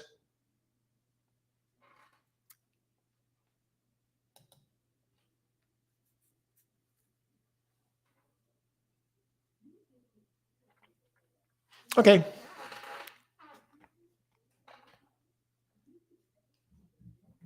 I just want to make sure I'm getting paid if this comes in. Looking at some double prices. 1 with 1.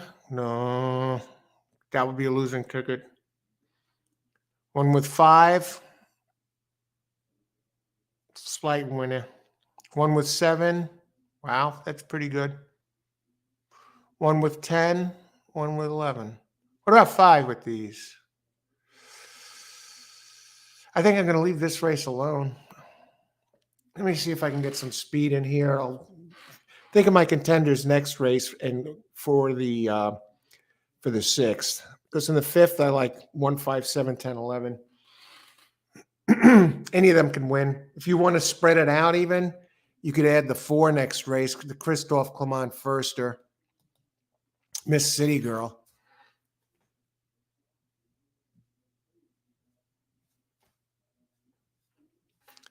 As far as this race,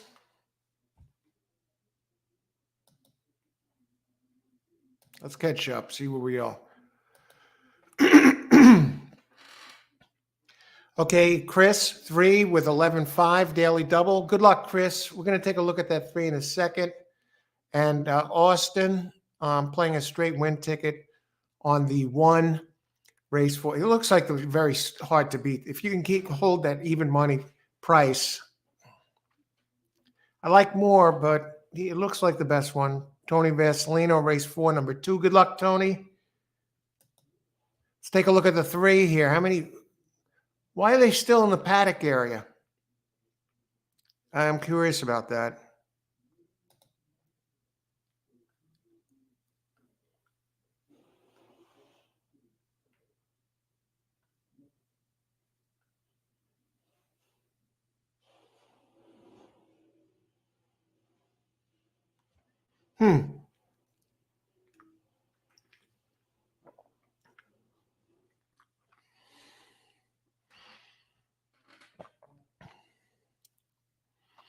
I mean, 6 ran okay last race.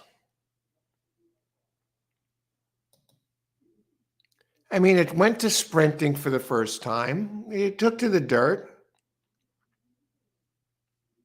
I know it's Delaware. The trainer's decent. Our Orlando Noda, 11% here. And Isaac Castillo, together they're 3 for 9 as a team. 33% with a 2.87 ROI out of Golden Sense. Provision, number 6. And I think you get a nice price there on that.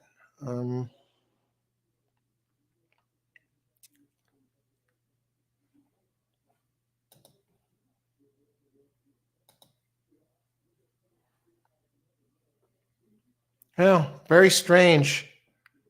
Let me just bring them up.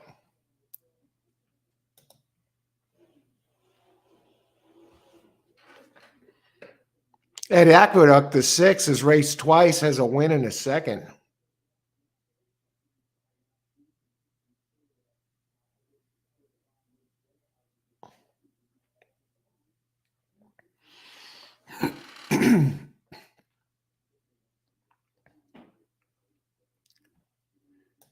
What do we try a box here? Let me just see if this pays anything.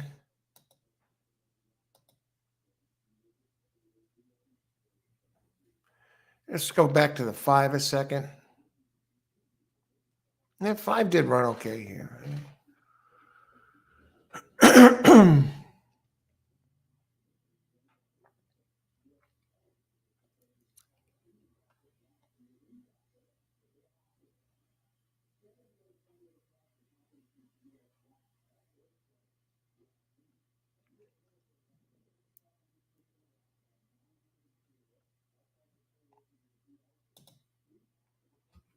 Yeah, I think 6 is live at a bit of a price.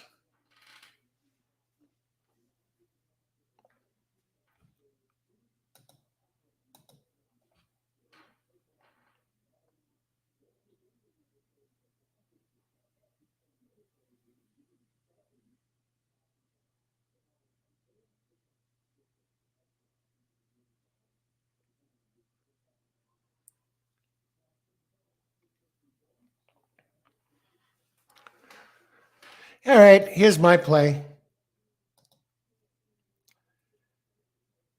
Daily double, $25 Davis double, race 4. Okay, good luck, Verdine. Dylan Davis, daily double 3. 3 ran a good last race. It's just that one just nicked it the last time. Definitely a player. Good luck, Christopher. 3 is hard to leave out, man. What kind of odds are you getting on 3 here?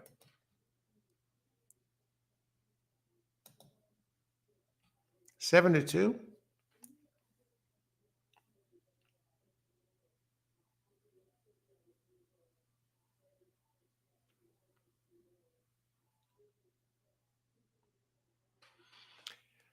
Hey, I think we're gonna try something here, folks. No guts, no glory, right? Just gonna check one more thing.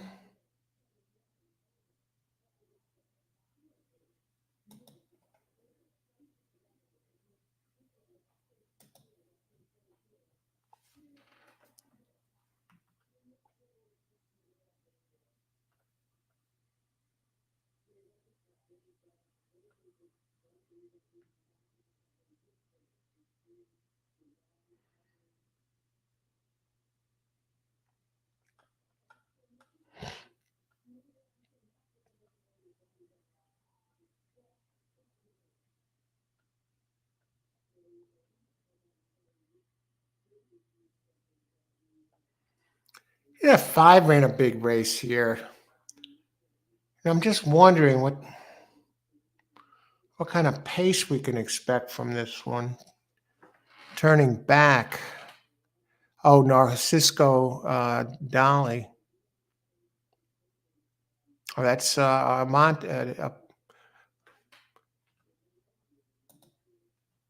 yeah. Did I see the name now? That's where he is. I thought that was next race. You like that?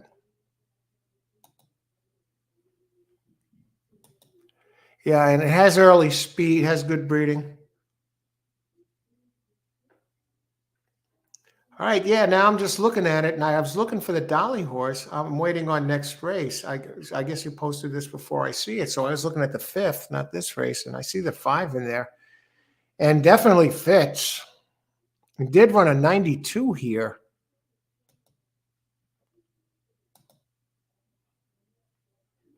Back in, ran a big race last December, so it's coming towards that time of year for this one.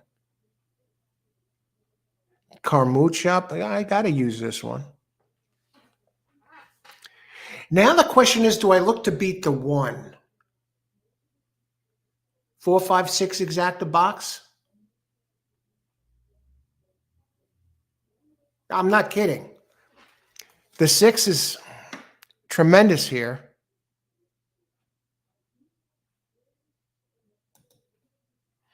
Two wins, a first and a second.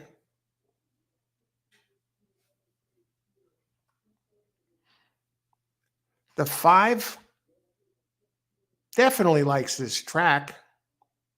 I think the dropping to the claiming level is going to help.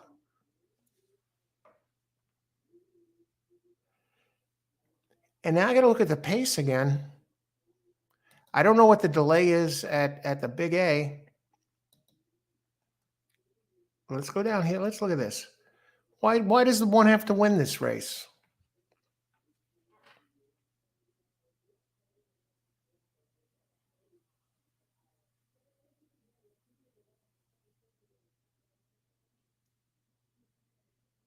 I think Joking Way is going to play a role in the pace. Race 4. Let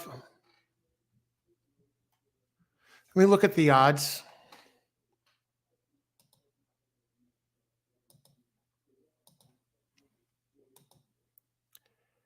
Huh. They're still walking around.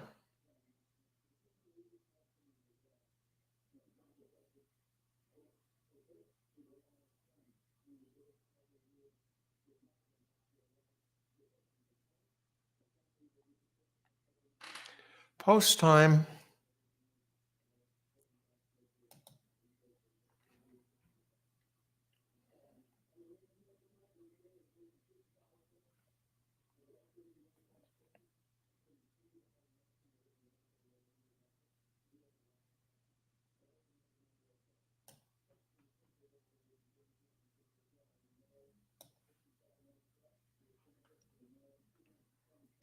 Is 146, and they're still in the paddock area.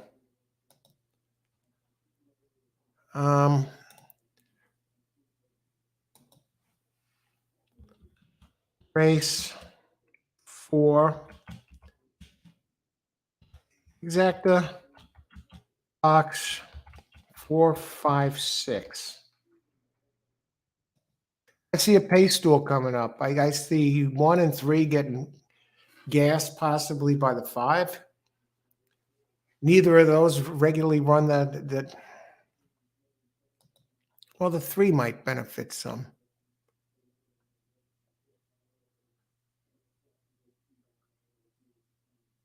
Hmm.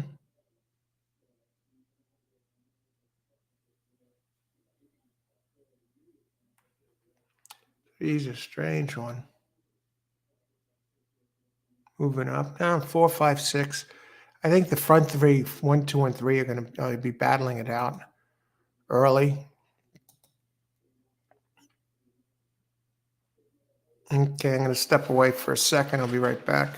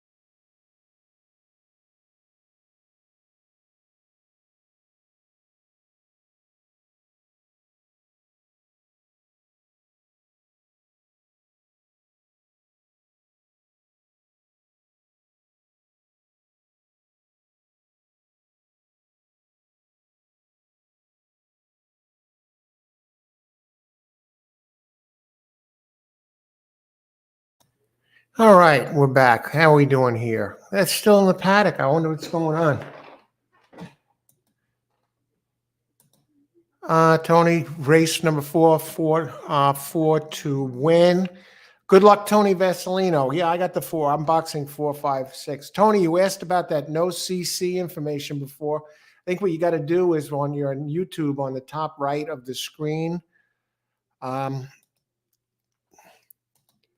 you have to click on the top right corner. There should be a circle there where it asks you to sign in. Make sure you signed into YouTube. And this way, the CC information would be there. Anyway, that's what I've seen before in the past. It just came to me. So sign into YouTube, and you should be all right. Who else? I want to know what the delay is.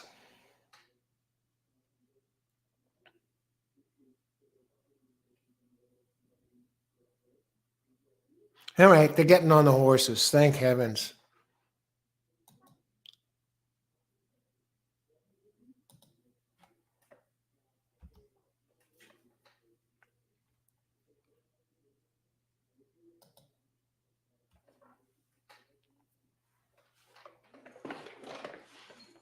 Okay. Race 4 of 9 here on opening day, first day of the Aqueduct fall meet. So good luck, everybody. Let's enjoy it. It should be an interesting meet. Belmont of the Big A was over with, and now the Aqueduct fall meet begins today. Day 1, we start from scratch, and yeah, it's the first day. Prince, I'm looking at that 6, Prince. I think that one really, it's 2 races that Aqueduct to win in a second. It has a couple of races that fit at a price. I'm boxing 4, 5, 6 here. They're going straight to the gate. Thanks for the heads up, Superman Bass Fisher. I don't want to miss the start, that's for sure. 6 is still getting 13 to 1. And W.A. Aponte, I think, gave us something here at Narcisco Dolly.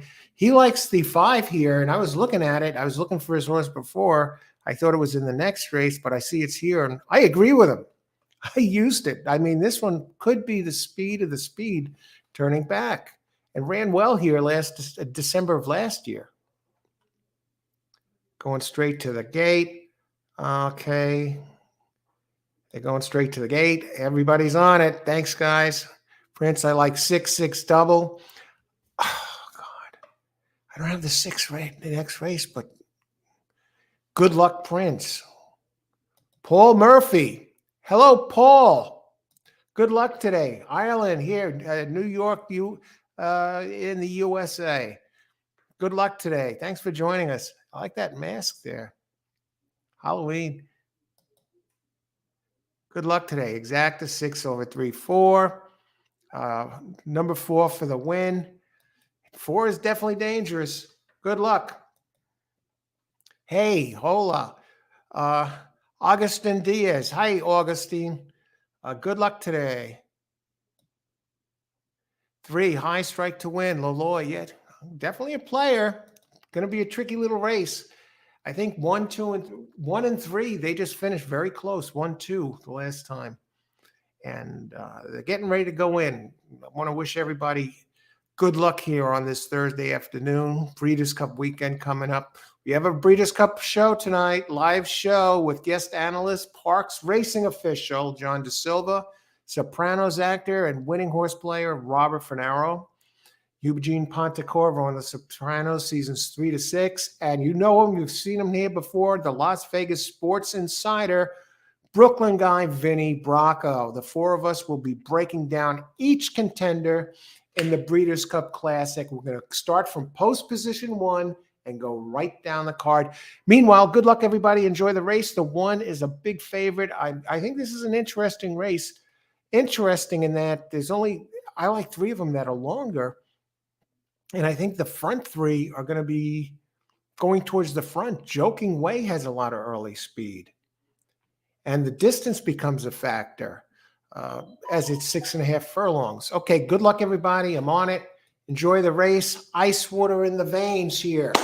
All right, same exact emotions, whether you emotionally grounded, same exact expression on your face, emotions, whether you win $500 or whether you lose your paycheck after the race. You want somebody to come up to you, put a camera in your face after the race, snap it, win, lose, or passing on the race should be the same look on your face. Ice water in the veins. Good luck, everybody. Enjoy the race. And one does grab the lead, and three, as expected, is fighting along.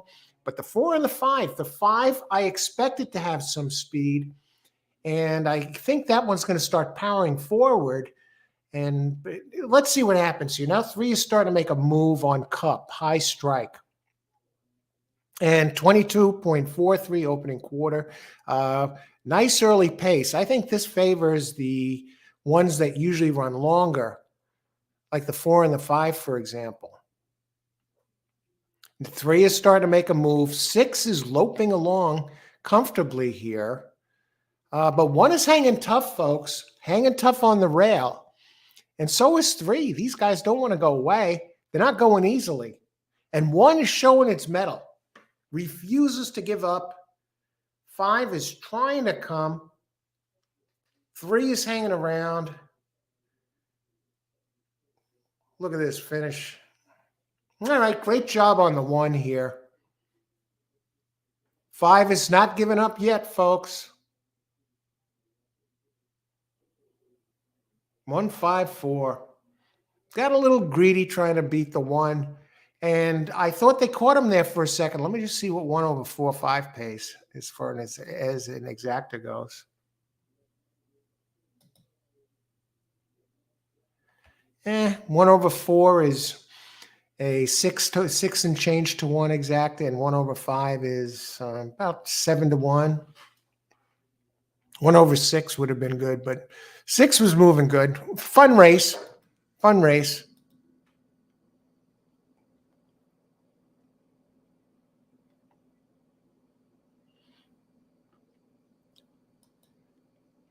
See, Abraham Zayden, hey, 4, 5, 6, 7, 8, 9. Which horse do you trust most in these races? I will be playing from Turkey. Hi, Abraham. Good luck here. It is close to winning the race. I guess you're looking at the 5th race. We'll be talking about that in a little bit. Thanks for joining us. Good luck today. I just have to check something. Been out here 4 straight. I just gotta step away for a few minutes, and we will be just about back. You know who my early contenders are in race 7? You're gonna love this, folks. Race 5 preliminary contenders.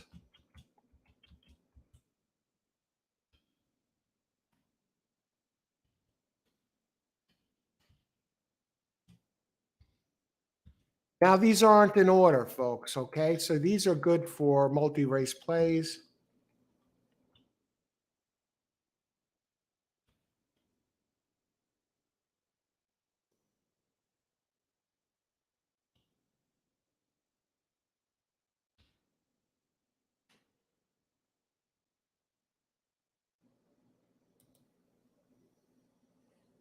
Win contenders, these are.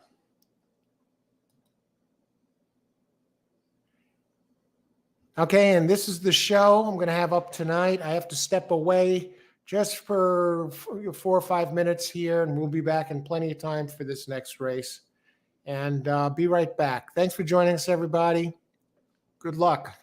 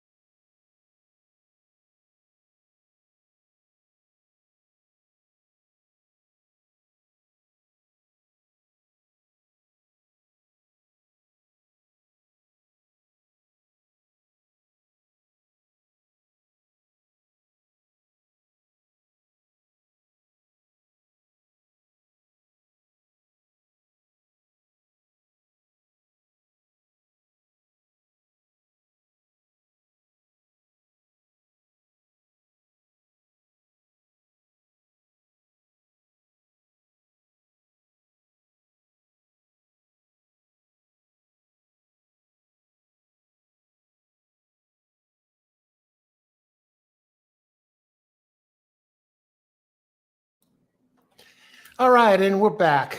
Ready for some racing here. On to race number 5. Let's see how far we are along here.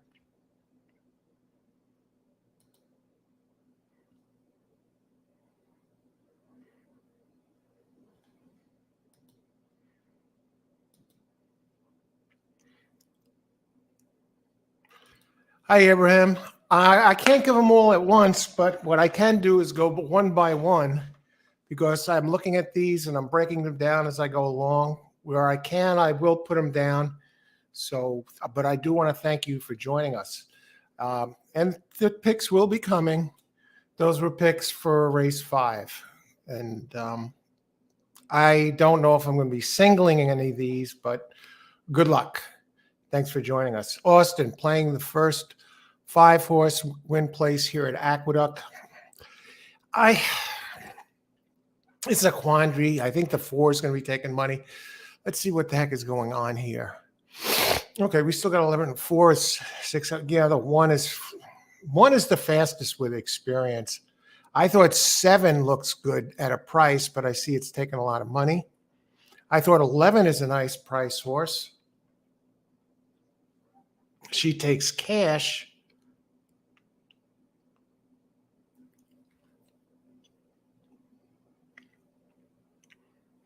And today, no coffee today, folks. No coffee today. Green tea, Bigelow green tea. It's mint flavored and it's supposedly very good for you.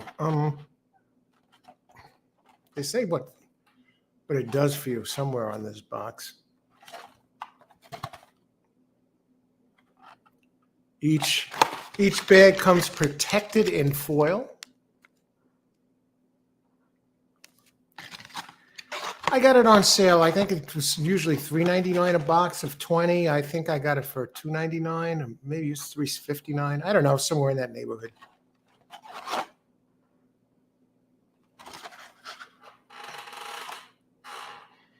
Laloy, number 3, Artemis Girl Place. Good luck, Laloy.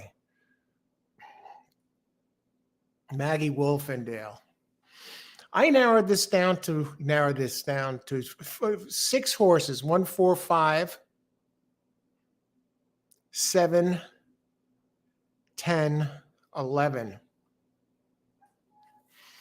I think 11 is an interesting entry. I think I may do a little place action on the 11. I mean, the 1's an obvious choice. It's going to take money. She takes cash. Let's talk about the race a little bit. Last race was delayed a bit. Okay. Race 5.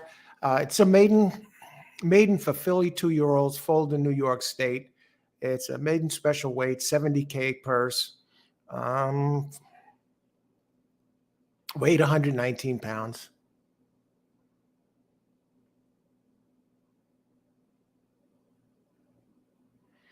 Now, this stayed on the turf. If it would have came off the turf like the other race, would have been run 1 mile. This is a 1.16 miles.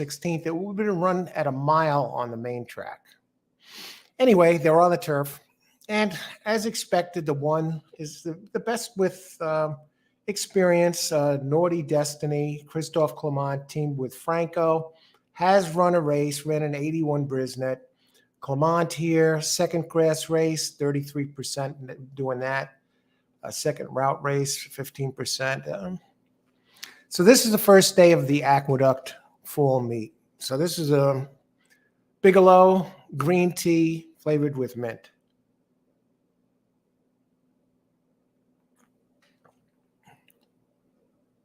Not bad. You could add ice to this and have iced green tea. I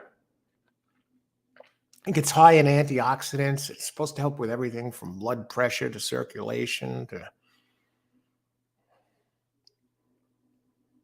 and other stuff.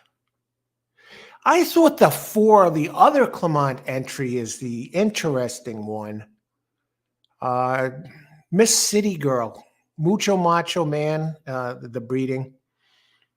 And they put Dylan Davis on top.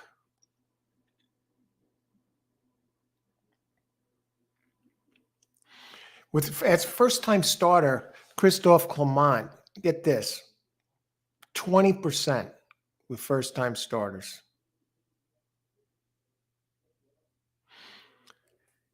Workouts, one sec.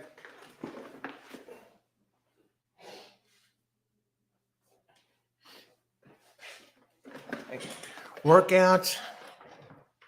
It did throw a bullet back in September, 47 and 3 for 4. It's not really, workouts aren't overly impressive. I don't know. 5 no layups. Chad Brown has a first-time starter in here. Now this one looks like it has some strong breeding. Jose Lescano up, who's 19% for the year. First-time starters, Brown is 19%. I gotta think the 5 must be included here. Dead on the board. Dead on the board. 9-1. That's when Chad Brown is at his most dangerous.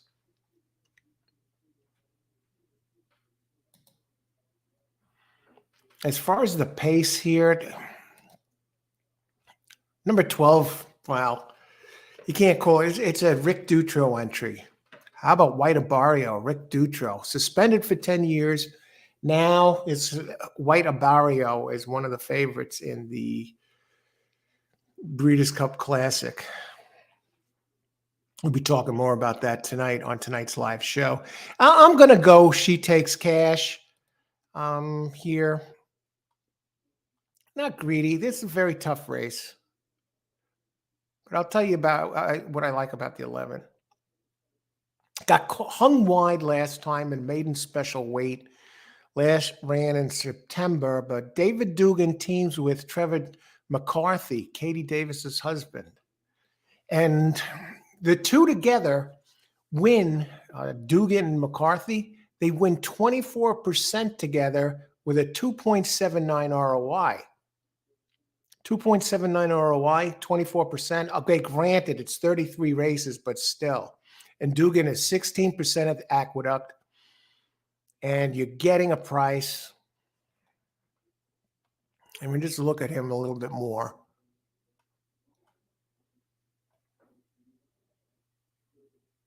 Street Boss has some Irish breeding in there. Gotta like this. Gets blinkers on. First time blinkers, Dugan, 16%. Got out of the gate slow last time. I expect a little more this time. At least enough to get into the money.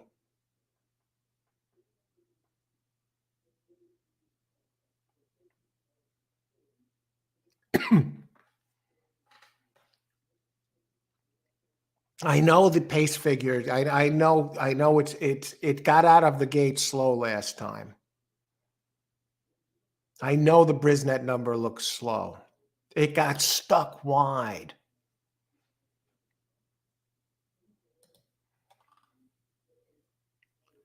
We see what the hell this pace for place show anyway.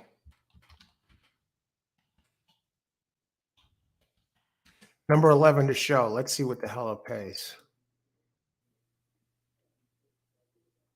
Kentucky Derby futures, folks.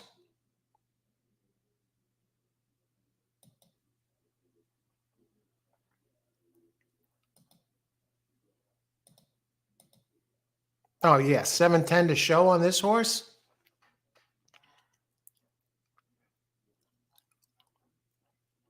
Number 11 to show. Race 5. Number 11 to show 3 times. Do that. See what happens. Otherwise, I think that's a strong one. I know I expect improvement. We'll see. Nothing written in stone in horse racing. But as far as the others go, you got a couple of solid first-time starters, one from Brown, one from Clement in the 4 and 5 and 4 respectively. You got the other Clement in there, the fastest with experience. at 6-5. You got Linda Rice in here. Tony Vasilino, race 5, number 10, win place. Okay, good luck, Tony Vasilino. That is the Linda Rice entry. And we'll talk about the pace again for a second. The pace in this race is really a dirt horse. Rick Dutro's Sakimi, the 12. I expect that one to be part of the early pace. Let's see.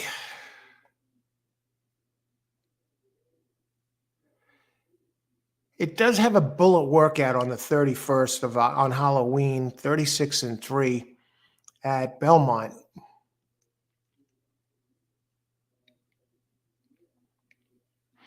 The dam has 7 winners, but no turf. 4 winners for 7 starters, but no turf winners. Rick Dutro, 10-year suspension. Yeah, this one, I expect it to be around for a few seconds.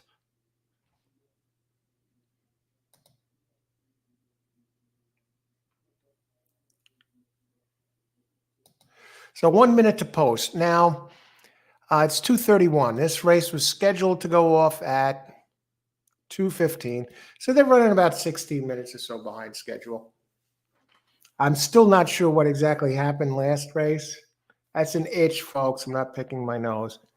There you see the parking lot for the casino, Resorts Casino in the background. And this is all new. Now you'll probably see, once they get past the parking lot, maybe you'll see some people sit against the fence watching the races behind the track, the steps.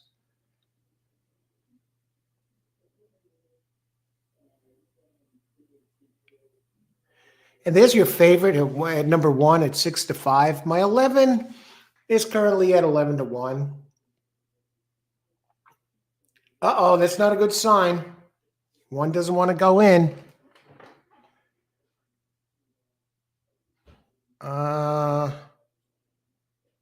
They got to circle them around a little bit.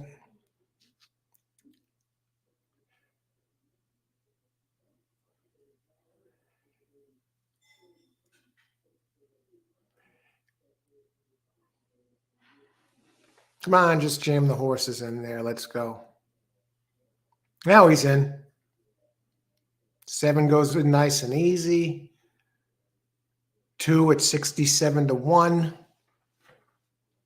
It's starting to move. Dave G. Hi, Alan. Oh, hi, Dave. Going to start with a pick 3, 110-8. Oh, good luck, Dave. Loy, Armitage Girl, the first time starter for Brown, Austin. Good luck, everybody. Enjoy the race. Here's the 4 from Clement, Miss City Girl. Coming down a bit. Now, right around where they opened at 5-1. Oh, doesn't want to go in. Body language.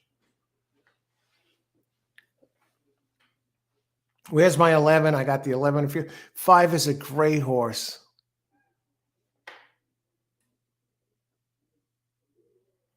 Up. Petting. Now look at the ears. You want the ears up. The last thing you want to see with a horse getting in the gate is the ears pinned back. That means that the horse is going to quit the second it gets pressed. But if the ears are straight up, it's a sign the horse might be juiced, like straight up like a bird dog.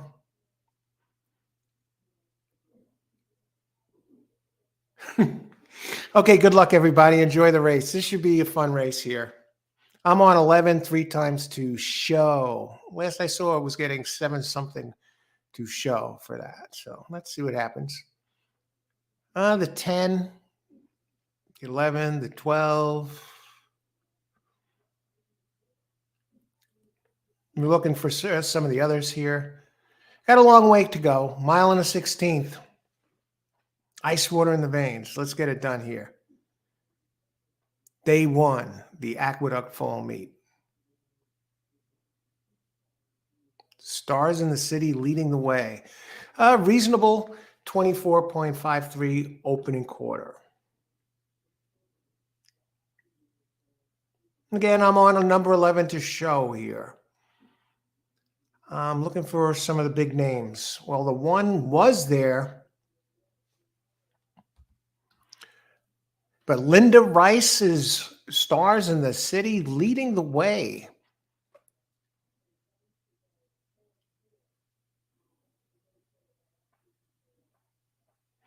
Now, one looks to re-rally on the outside. Interesting. And 7 moves outside. 3 is coming. I know one of you have the 3. As we get a stampede here heading for home.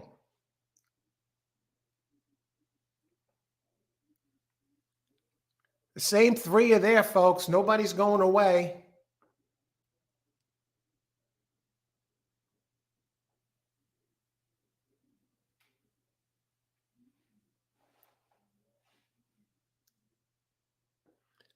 Just missed 3rd. Just missed, folks. Thought we had a rally, but I know somebody has the 3 here.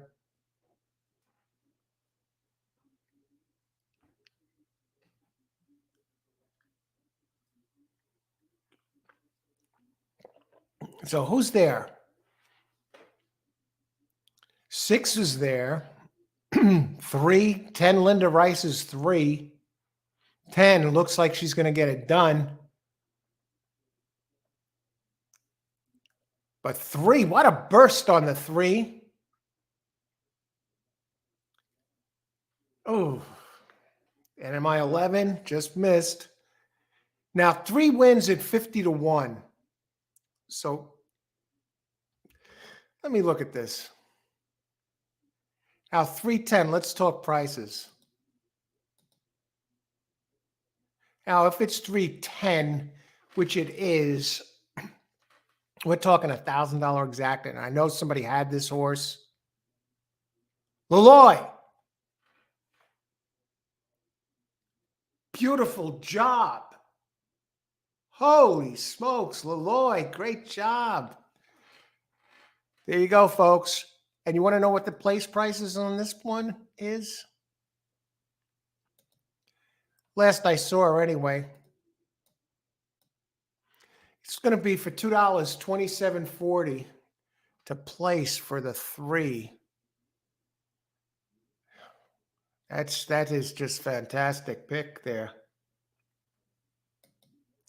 Oh God.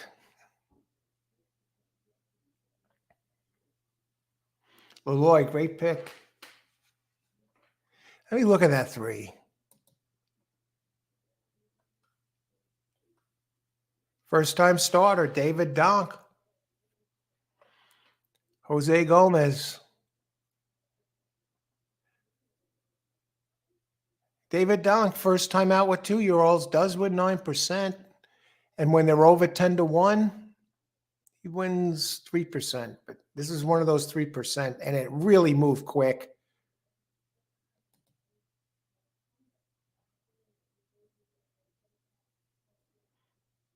Dave G. Wow is right. It's going to be $1,000 exacta. And now we're down to the late pick 4. Geez, look at my 11. Damn you. Even the place and show prices are going to be. I lost that literally by half a head. Who's the jockey on that 11 that he couldn't freaking get up? Trevor McCarthy. Come on, man. Jose Gomez, Kendrick Camuch. I'm surprised that the Rice's entry did as well as it did. Hell of a race. Hell of a race, folks.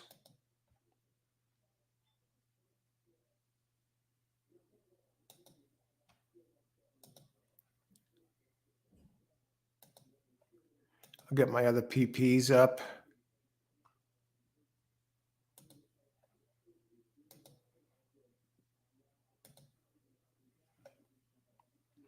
Let's get some prices, though, first. Jose Gomez, 3 wins today. That's going to boost that 7% winning percentage.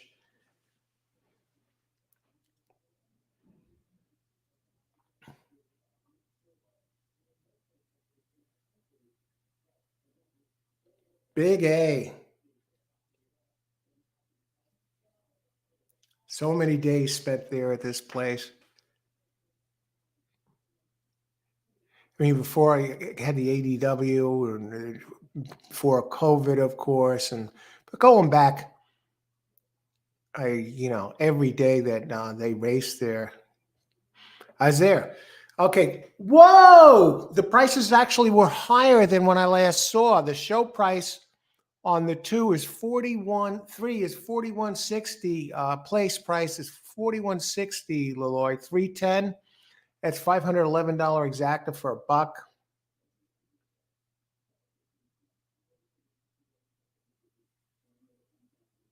Wow. Yeah, there all the time. When they were running there, of course. When they're running at Belmont season, I was there all the time. Saratoga, not so much. You got to drive a ways to get there. But I get there, a few days here and there, but not like I used to.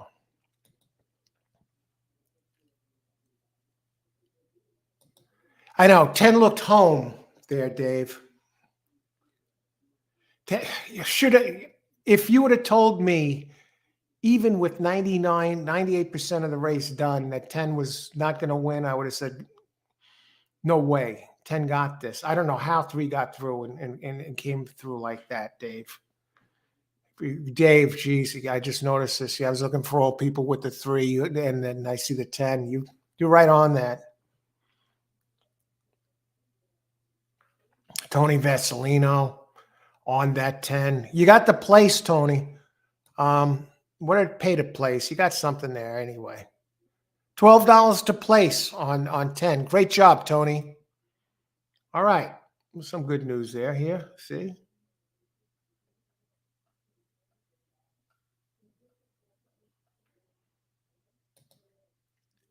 Yeah. Unbelievable. My first time starter. Jeez. All right. Let's take a look at this next race. Those of you joining us, we're going to be going live, talking Breeders' Cup Classic tonight with guest John Da Silva, Sopranos actor Robert Finero, and Las Vegas sports insider Vinny Bracco. We're going to be covering the entire field. You don't want to miss that show. I think here's the link to the show. So if you want to go over there and check it out or click on and notify. Yeah, Sopranos, Breeders' Cup Classic picks and analysis with these guests. So it should be a good show. It should be a great show. All of them are excellent players. And that's the link to the show tonight, 9 p.m. Eastern time. Let's take a look at this race. Race number 6. 6.5 furlongs, maiden claim 20K. Okay, so we got the claimers again. And it's on dirt. Purse $32,000 for maiden, 3-year-olds and upwards. 3-year-olds will carry 122 pounds and older 124. Claiming price of 20K. Okay. So 6.5 furlongs on dirt. Back on the dirt.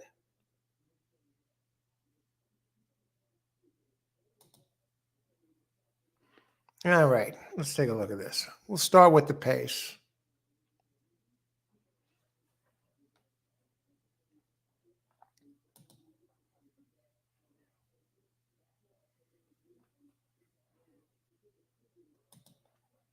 Okay, it's late pick 4 time, everyone. So let's make this happen here. Austin. This is Austin territory. 6, 7, 8, 9. Okay, we'll look at this.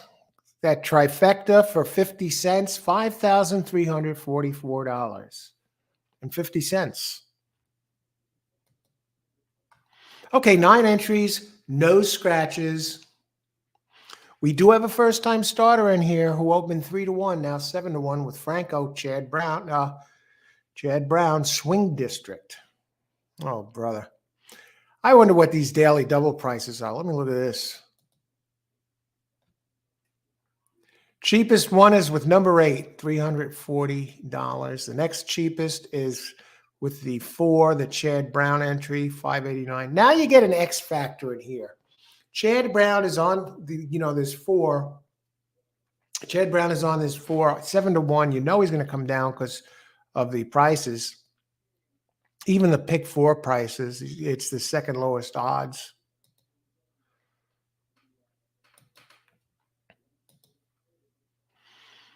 Okay, let's talk pace to get this ball rolling.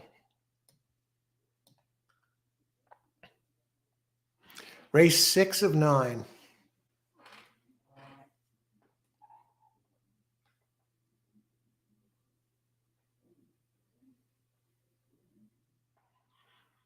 I think 6 looks like the pace here. Magic City. Showed more speed last time at Churchill, but that was back in June. You got a bit of a layoff there. Number 3, Little Skippy, gets Katie Davis up. Now she's riding this. She's rode this one the last time and showed more early speed. So I think it goes to either the 3 or the 6. And now where I'm going here, we'll talk a little bit about these.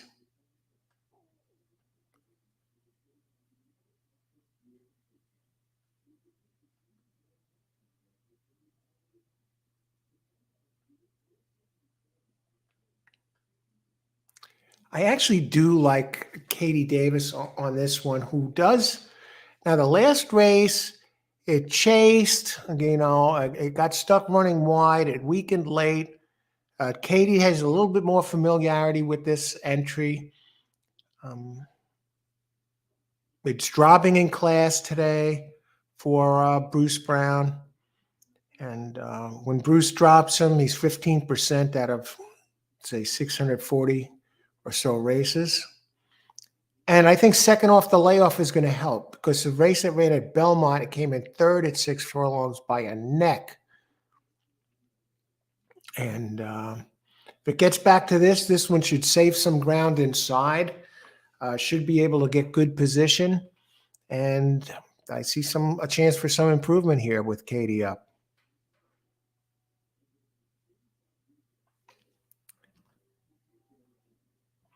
Now, we'll talk about the first-time starter with Chad Brown, Swing District.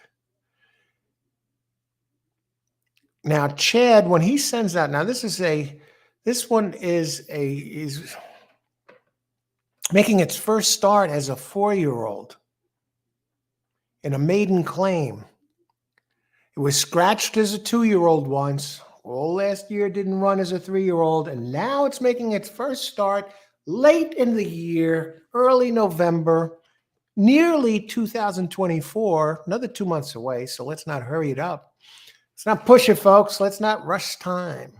Time is priceless. You can never get it back. First time out, 4-year-old. Now this one, remember, it's not favored now, but it is taking the most money. Took the most money in multi-race plays. Now, how is this one working out? Swing District ran last October 22nd. Chad worked this one at Monmouth, where it was first to 49.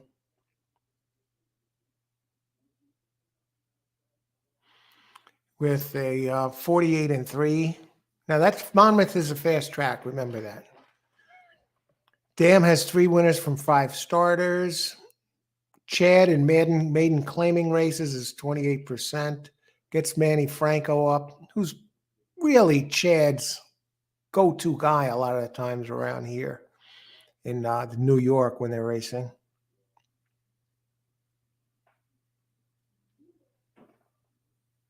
Out of Constitution, who's out of Tappet. So this was a over $100,000 purchase. Swing District was, And now making its first start, already they're willing to take a loss on it. 20 grand is the claiming price. Yeah, I'm going to play against this one. I know it's a feel-good story if it wins.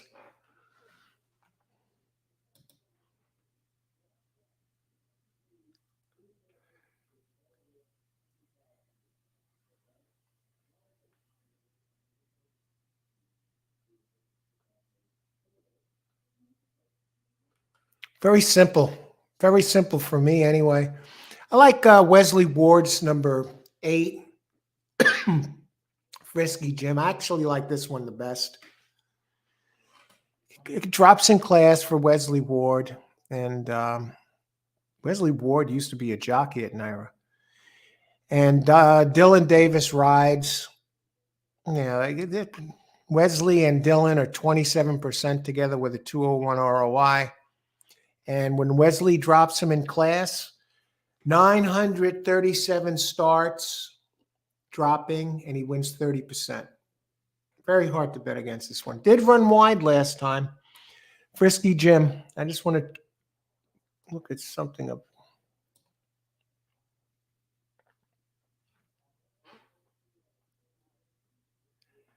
I want to take one last look at Magic City. It did show speed last time at Frisky Jim. Okay, number 8.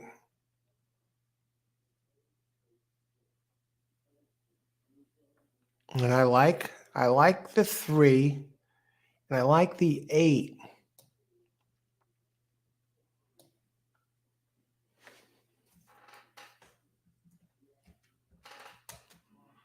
I got to look at the 6, Magic City.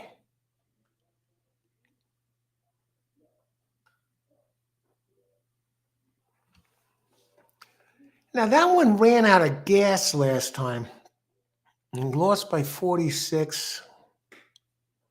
Had a poor start last race. I got to think this one's going to improve. Let's look at some prices here. 7 minutes to post. Magic City, yeah, taking money. Frisky Jim, yeah. Frisky Jim is your single.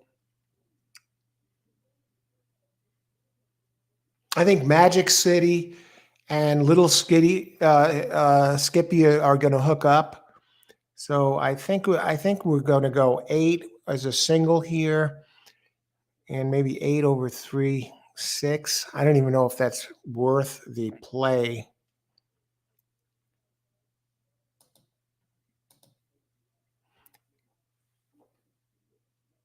Yeah, it is.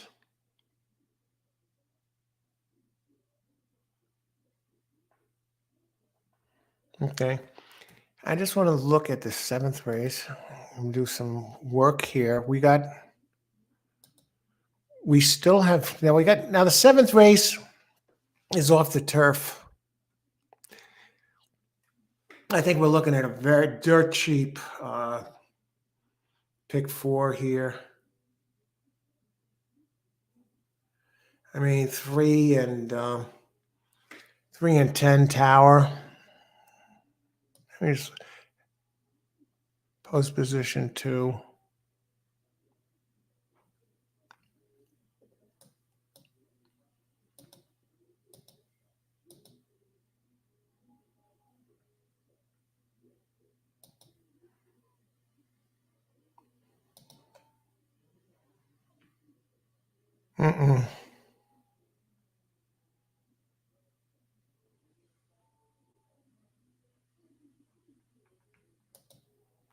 No, I don't like it for that.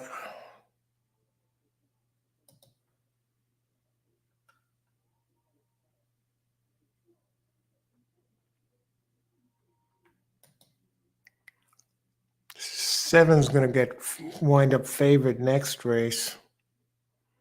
We're going to pay nothing.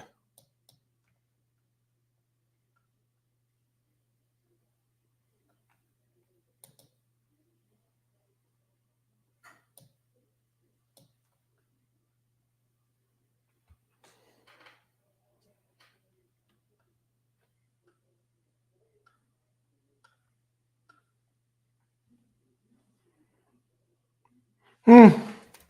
Interesting. Well, you hit a pick 4 by singling each entry.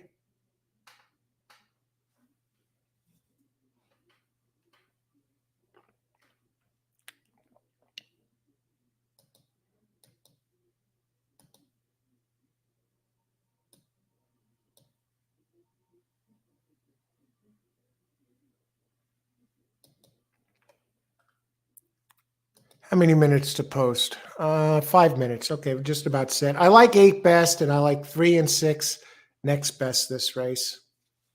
Do I box them?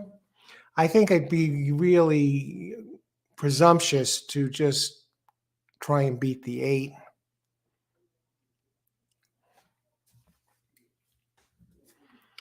And race 9 is 1 mile on dirt.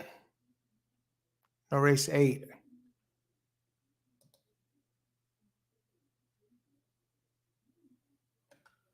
There are 2 scratches in the 8th, 4 and 5.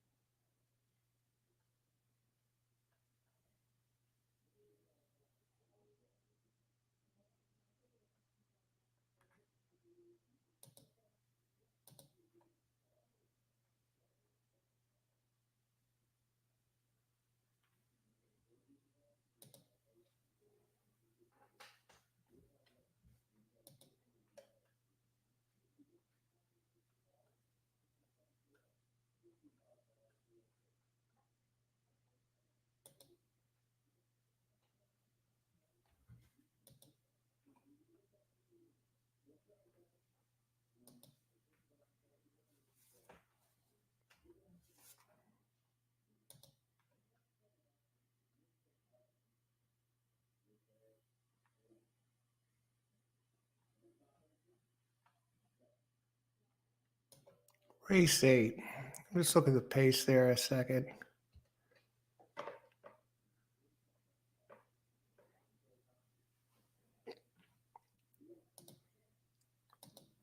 Three minutes to post in race 9.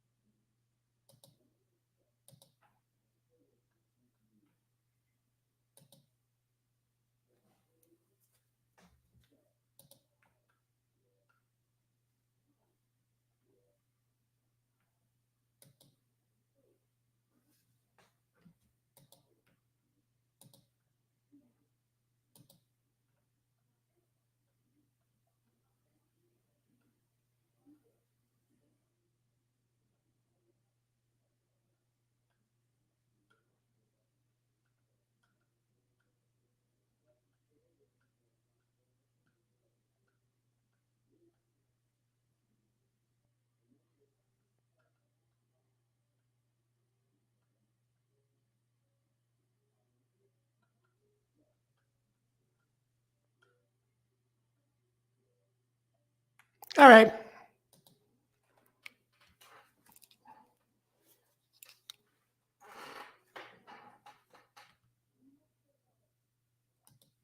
Pick 4. Here we go. Race 6. Pick 4.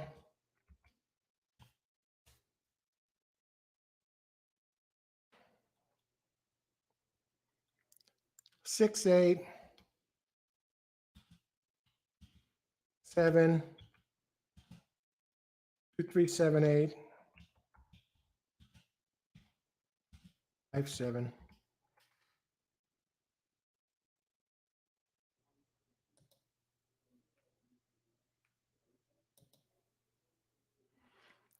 6, 8, 7, 2, 3, 7, 8, 5, 7.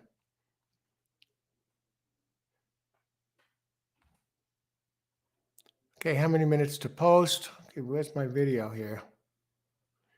All right.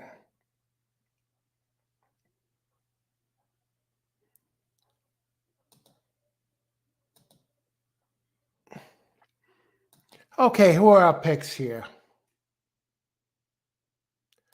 Leloy.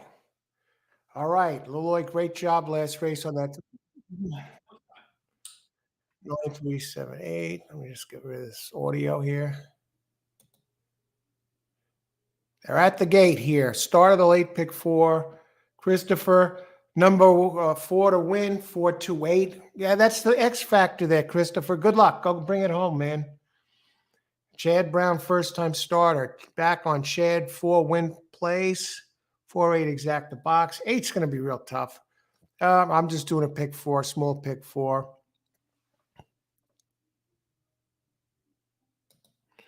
And good luck, everybody. Enjoy the race. Interesting. 8 is now 3-4.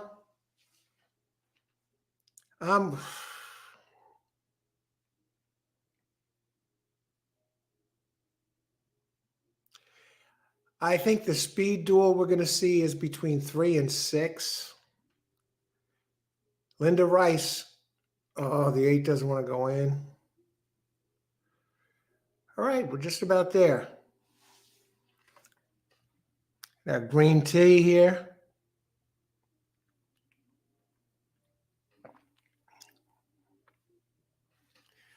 All right. Good luck, everybody, here in the start of the pick 6. And there's Katie Davis going to the front on the 3. Little Skippy. And as expected, Linda Rice's number 6 is coming now. 6 did show, this is a sprint, 6 did show tremendous early speed at a mile last time. So the turnback should help the 6, Magic City. And 8 is right there, all 3 of them that I like. And I think 8's going to probably take over. But here comes Chad Brown in Swing District, the maiden claimer making its first start as a 4-year-old. Would be the feel-good story of the year if it comes in, whether I have him or not. Currently 7-2. Linda Rice doesn't want to go away. She doesn't want to go away. And 8 is fighting back, Wesley Ward. But here comes 3, Little Skippy. Katie Davis is coming back again. Come on, 8, hang on. All right, we get the first leg home. 8-4. I think 8-4-2. 6 made a valiant run, so we get the first leg of the pick 4. Now I need the second leg, which is a 7 next race. And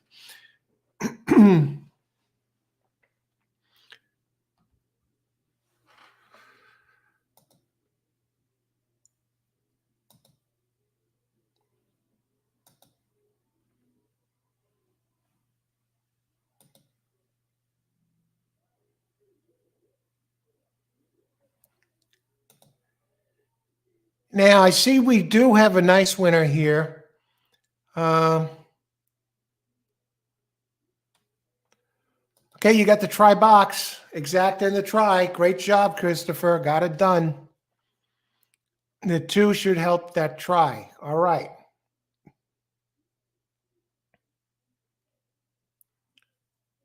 Four, 8, exact the box. All right, got the exacta. Good job, Austin. Right on the 1-2 punch there.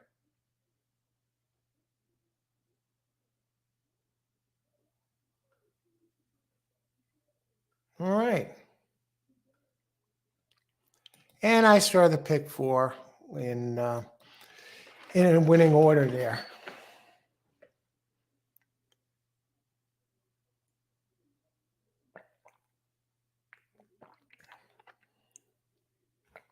November 2nd. I want to thank everyone for joining us today. And all you who subscribed to the channel and subscribed today and before today. Thank you very much, everybody. Helps the channel, helps our channel grow here. And, and that helps me do more shows. moving forward. So pass along on to your racing friends. Okay, and tonight, gonna have a nice live show tonight. Excellent live show. So you want to, put your reminders on there. There's the link to the show. We're going live at 9 p.m. Eastern time. I have a few guests of the Parks Racing official, John DeSilva. He'll be joining me. And also, if you're a Soprano fan, let your Sopranos fans know about it. Robert Finero, he played Eugene Pontecorvo seasons 3 to 6 and on the Sopranos, but he's also a winning horse player, and he gives out some tremendous picks when he's joined me on the show before. And also Brooklyn guy Vinny Bracco, who is a Las Vegas sports insider. He's giving out picks, and he gets the inside scoop on a lot of these sports, not only games, but horses from Las Vegas insiders. So 3 guests tonight.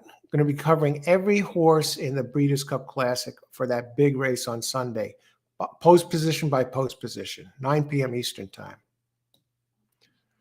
All right.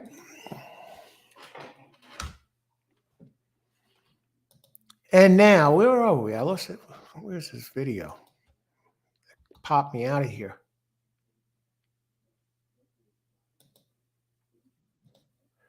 Okay.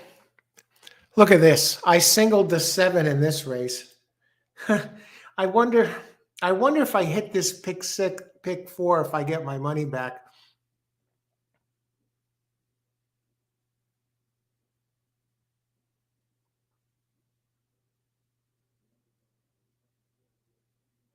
It cost me $8 to play for 50 cents.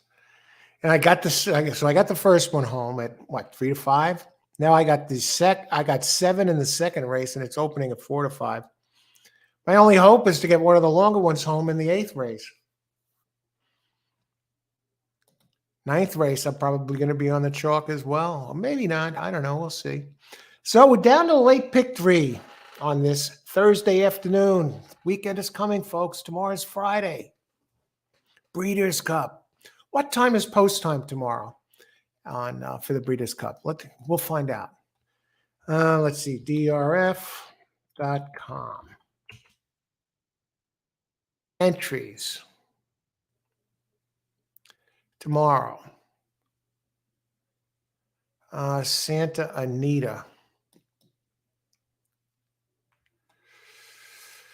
Wow. 2:30 in the afternoon.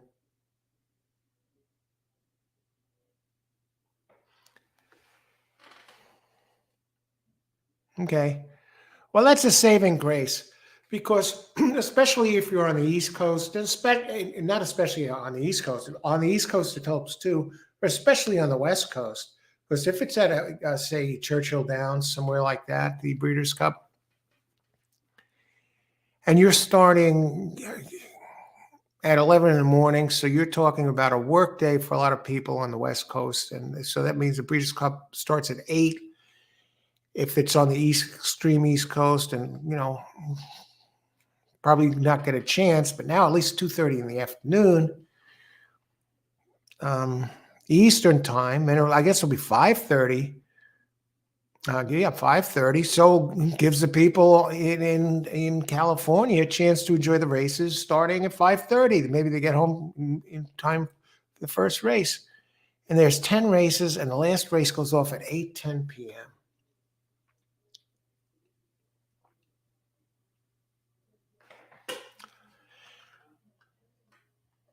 Oh boy. Breeders, they have the $1 million juvenile turf. Just looking at some of these races tomorrow. FanDuel's Breeders' Cup Juvenile. Okay, it's $2 million race. $1 million Breeders' Cup Juvenile Phillies turf. Yeah, okay. $2 million Breeders' Cup Juvenile Phillies. Yeah, that's the big day for the 2-year-olds. And we got G1 races all over the place here. Breeders' Cup, biggest day in racing really in America. I know the Kentucky Derby technically gets the most attention, but the Breeders' Cup are really the most important races with the best cards of the year in North America.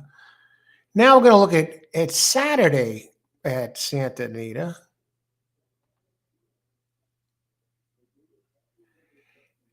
Now at Saturday, they start a little earlier. They start 1:10 p.m. Eastern time.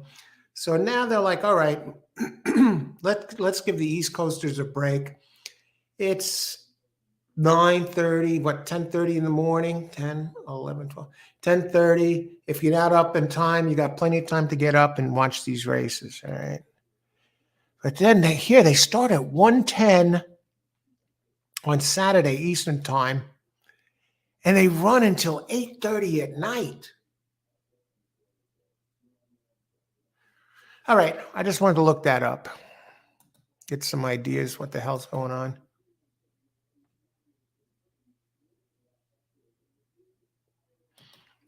Here he is, antisocial Ska One. Hey, Al, sometime. How's it going, man? All the best to you and all the handicappers here. Same to you on this November 2nd. Antisocial. Yeah, good to see you. Good luck today. Big show tonight here. Going to have guests. We're going to be talking about the Breeders' Cup Classic, picks and analysis of every contender. We're going to go in order, post position by post position, with Parks official, racing official, John DeSilva, Sopranos actor and winning horse player Robert Finaro from The Sopranos, seasons 3 to 6, and Las Vegas sports insider Vinny Bracco. Yeah, that's going to be tonight, 9 p.m. Eastern time. And here is the link to that show. Or you can just go to my channel page and, put your notification in over there. All right. So race 7, moving right along.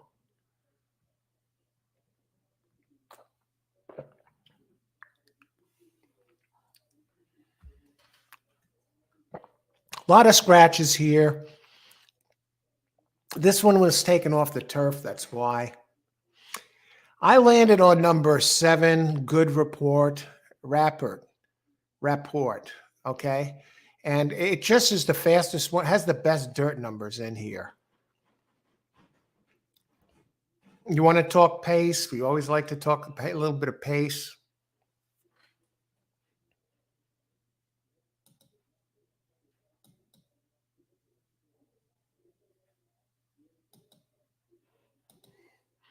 Here, 1 and 2, they're not fast early. Number 7.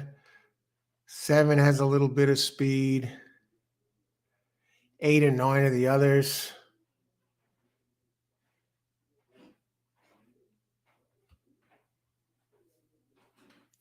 But they're more or less turf entries. Okay, addicted to you. Okay. And now I'll tell you the details of this race while we're at it. Mile is 16. I don't know. It's had plenty of time to dry out the track over here. Excuse me. And windy, in the 30s today. In the 30s. But it's going to be in the 60s on the weekend. It's probably in the early 40s, mid 40s now. So I just want to go down to number 8 and number 9. Number 9.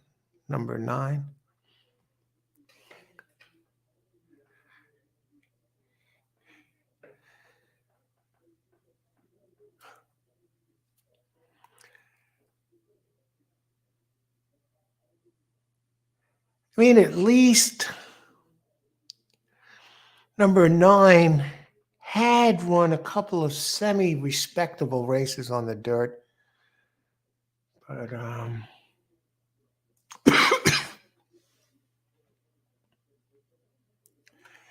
9 is addicted to you. Let me just look at this one.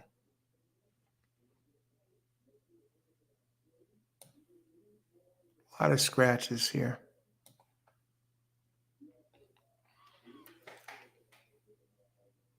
Yeah, 2 times it did run on dirt. It was pathetic.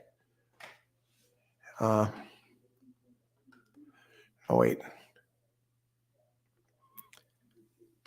It ran on wet tracks. Whereas, I mean, Good Rapport, I could see this one going off at less than even money. It is jumping up in class for Rudy Rodriguez, who's 11% when he goes up in class. And that covers about 380 races or so. It's run a couple times here, the last couple.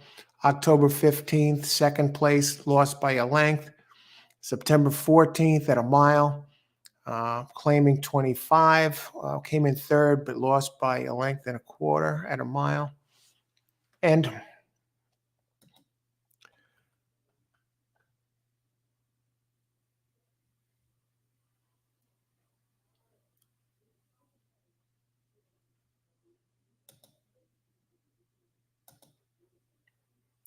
very interesting. Okay, 13 minutes to post.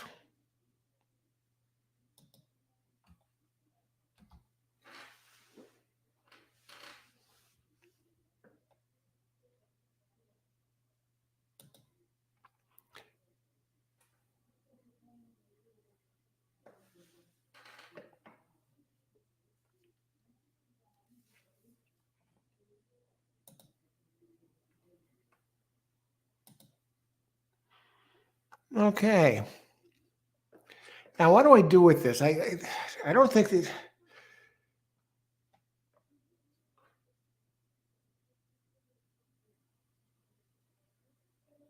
I mean, Addicted to You, 7-9. I got to think the 7 is just going to run away with this. I'm going to look at the number 3, Blame the Rule Maker. Let's look at the double prices before we do anything.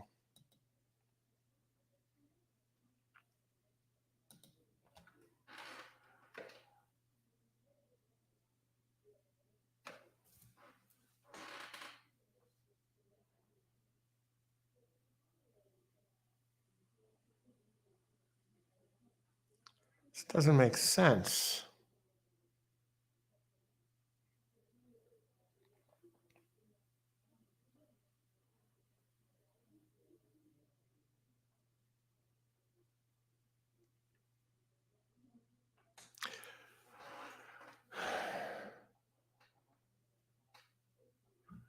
I just want to look at number 10, Next Race, who I left out of this double here.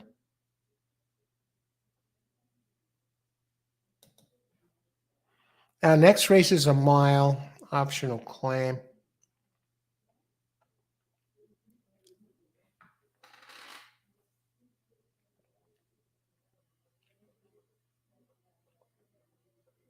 Now, 10 is a first-time gelding Next Race.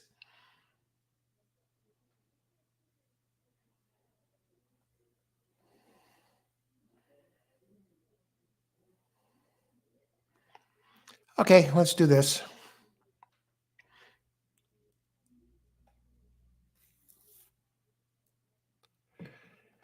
Daily double, race 7 daily double.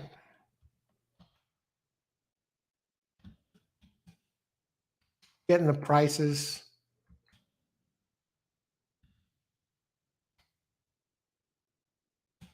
Seven with 2, 3, 7, 8.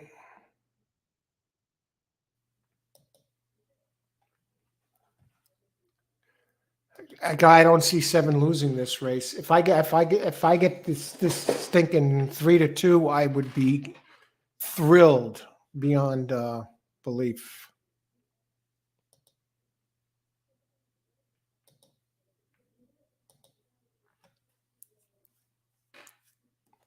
I think 7's going to get the jump on these and is going to try and run away. Now let's talk about that 3 again. I wanted to Blame the Rule Maker. Let's go look. Look at the name on this horse. Billy's got issues, but it's.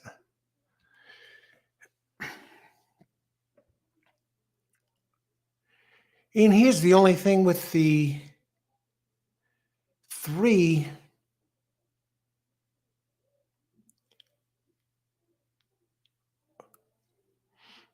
I thought its dirt races are on the slow side, but 3 of its first 4 races were on dirt. And that was as a 2-year-old, and now it's late in the 3-year-old campaign. And it's been running nice races on turf that fit. Now, if it's able to shift over, all its turf races are faster than all of its, even its worst turf race is better than its best dirt race. Now, the question is, how does this one handle switching back to the dirt? And it's a fast track, and you got a jockey here who, Jarrell Rendon, 10% at Aqueduct, and with the trainer Jorge Dorde Jr., together they're 10%.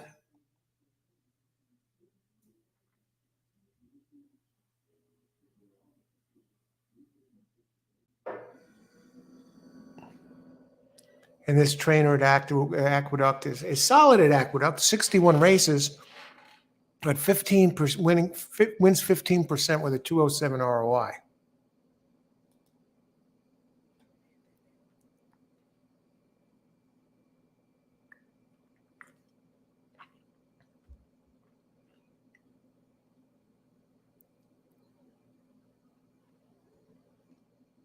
Okay, and the 9 is taking some money, Addicted to You. We expected that. Now that one, let me go back to Addicted to You again for a second.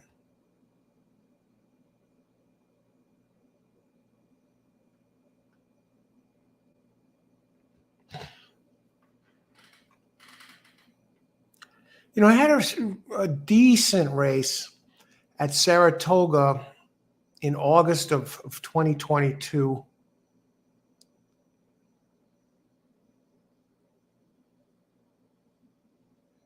On a muddy track. Well, you know, came in 5th, 5.5 quarterback. It looks a little on the slow side. I don't know why this one, Addicted to You, is really taking this kind of money. Doesn't make sense to me. Shouldn't be 5-2. We take another look at Barrel of Quests, the David Donk entry.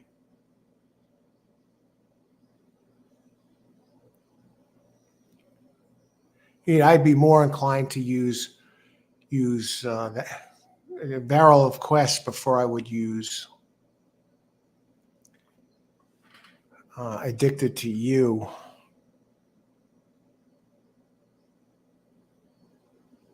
Just because it's running better races. And it's going from the allowance level down. It's dropping in class for a trainer who's 13% drop with droppers. And the numbers are consistent. The only problem is all the numbers are turf races except for one. The Saratoga race in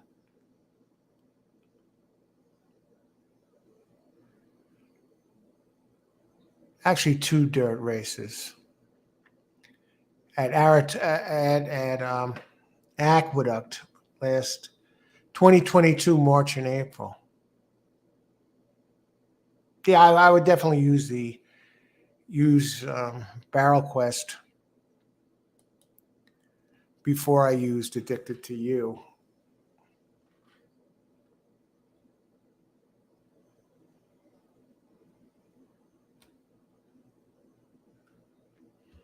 Okay, 5 minutes to post.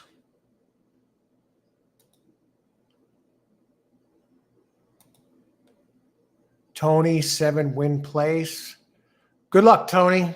7 looks almost unbeatable here. Exacta box 3-7. All right. Go get him, Tony. Leloy, 7. 2. You get that money in there. 2, 3, 9. Okay, you got the 7, the 2, 3, 9. Those look like the 4. The 4 best to me in here. I don't know about the 2. Let's just take a look at the 2 for a second. Why not, right? Okay, Mama banned me. Let's take a look at 7, number 2.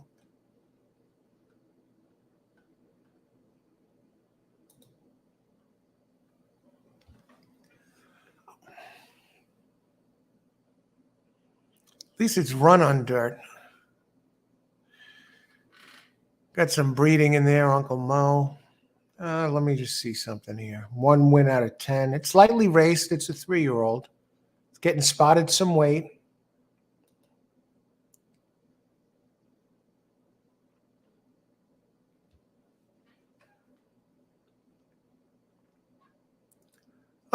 It has a couple of dirt races. They weren't good, but it seems to be moving in the right direction towards a quicker race just from its running pattern. Trainer Norman Follett is 5% at Aqueduct in 60 races. But the interesting part, wins 5%, right? It's 60 races. But somehow he does connect with bombs because his ROI is 3.42. 3.42 for a 5% trainer covering 60 races.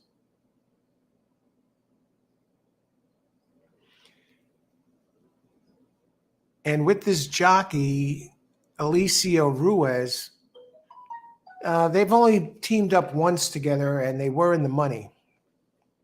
Didn't win, but they were in the money. And this jockey, an apprentice here at Aqueduct, 1 win in 20 starts at Aqueduct, and does have a 2.15 ROI, though. All right, 2 minutes to post. We're getting close, folks. What do we got? Anybody else here? As we head towards the start of the late pick 3 opening day for the Aqueduct Fall Meet. So all the jockey numbers and trainer percentages and wins go back to a whole new season now, and see who takes the Fall Meet title.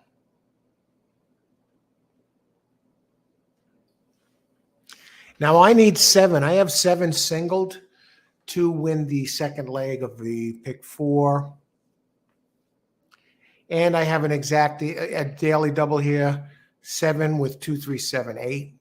That's my play.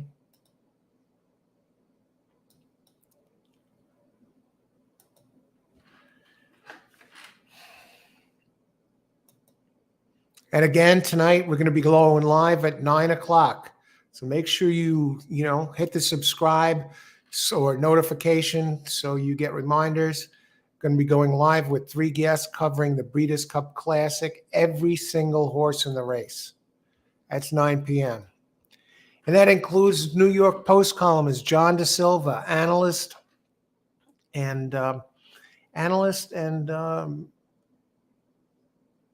columnist for the New York Post for 19 years. Then he was the line maker for Parks.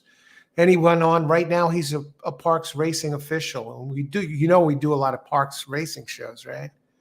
So there he is. 10 horse, win place, 7-10 exacta box. All right, good luck.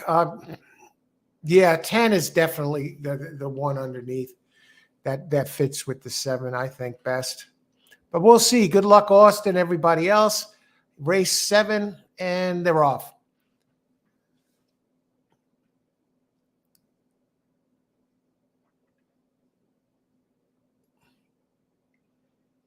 Seven, good report, gets knocked down to 3-5. 3 showing quicker, more early speed than expected.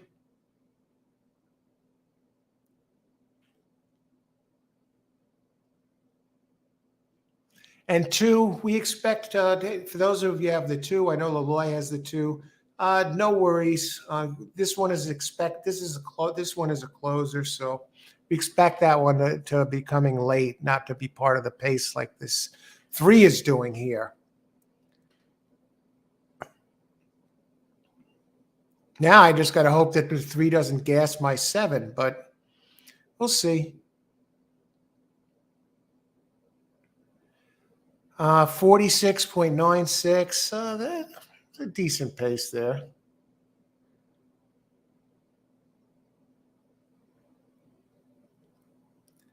These three have been running around the track. 1, 2, 3. Now 7 enters the stretch. Now he's turning on the jets, but this is not over yet. 3's not going away, folks. This is setting up for the 9.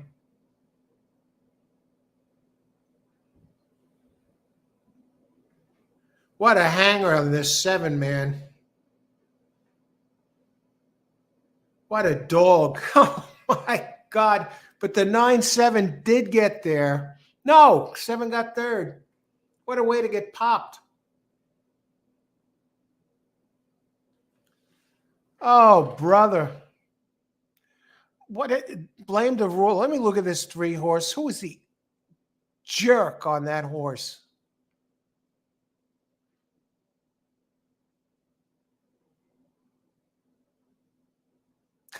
Whoever did race that race, I'll tell you what. Now, this is not sour grapes. Just telling it like it is. This is a horse that never is anywhere near the lead.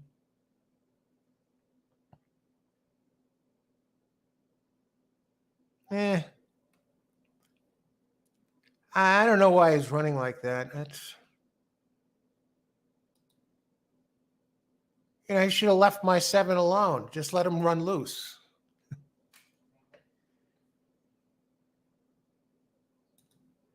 I'm just looking at this. Look at this 7.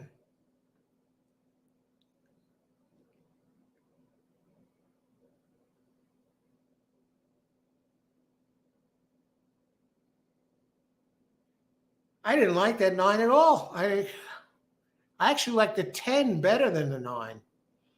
I can't complain. No, I did like the 9. I like the 10 better than the 9. All right, great job at everybody who got this. That is going to pay probables 9.3. Its exact is going to be $62 for $2. 937.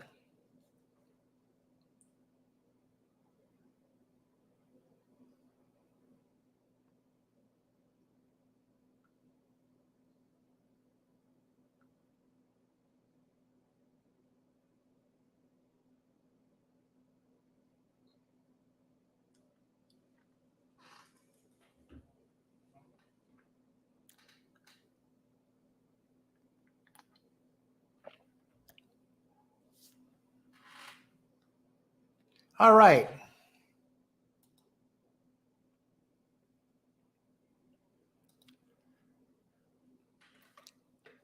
Seal, what's going on?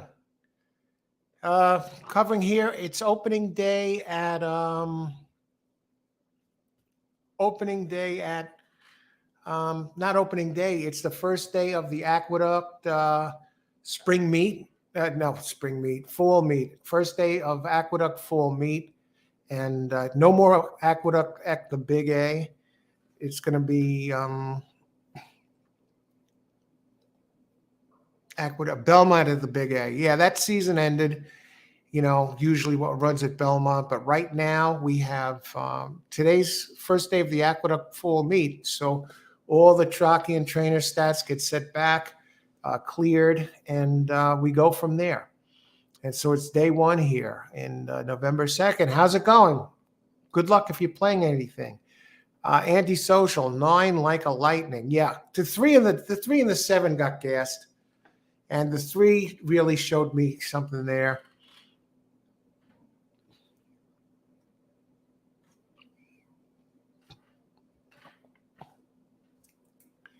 And 9 like lightning. So I just ran a great job. Okay, I'm going to step away. How many minutes to post? 21 minutes. Let me step away just for a minute, and I'll be right back. Where are we here?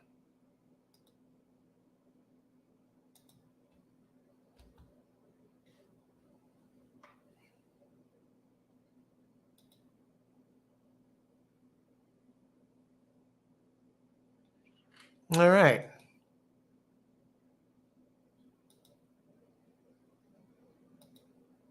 Truck broke, off work, looking for a few bucks before the Breeders'.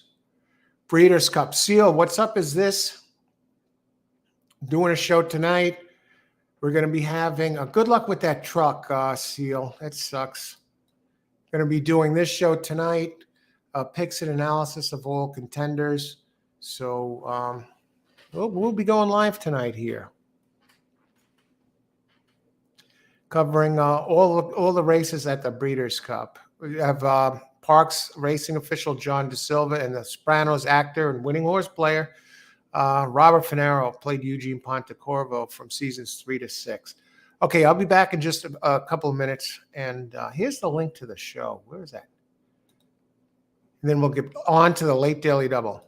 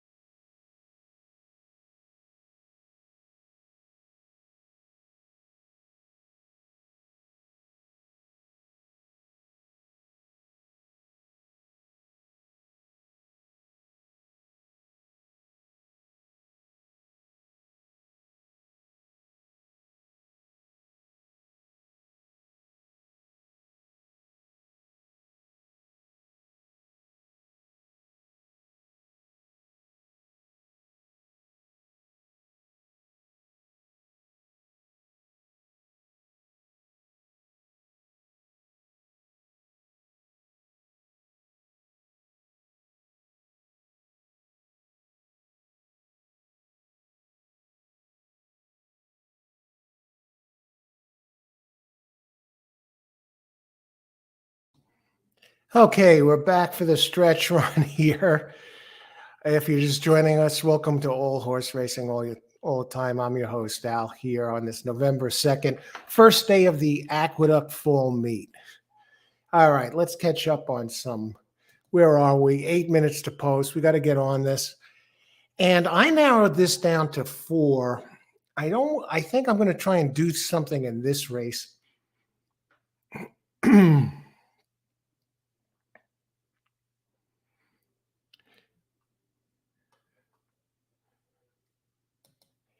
8 is one that I like. iPad is charging. I saw about the show. Oh, okay, Seal. Good luck, Austin. I'm going to talk about this race right now here. And I want to thank everyone for joining the show so far.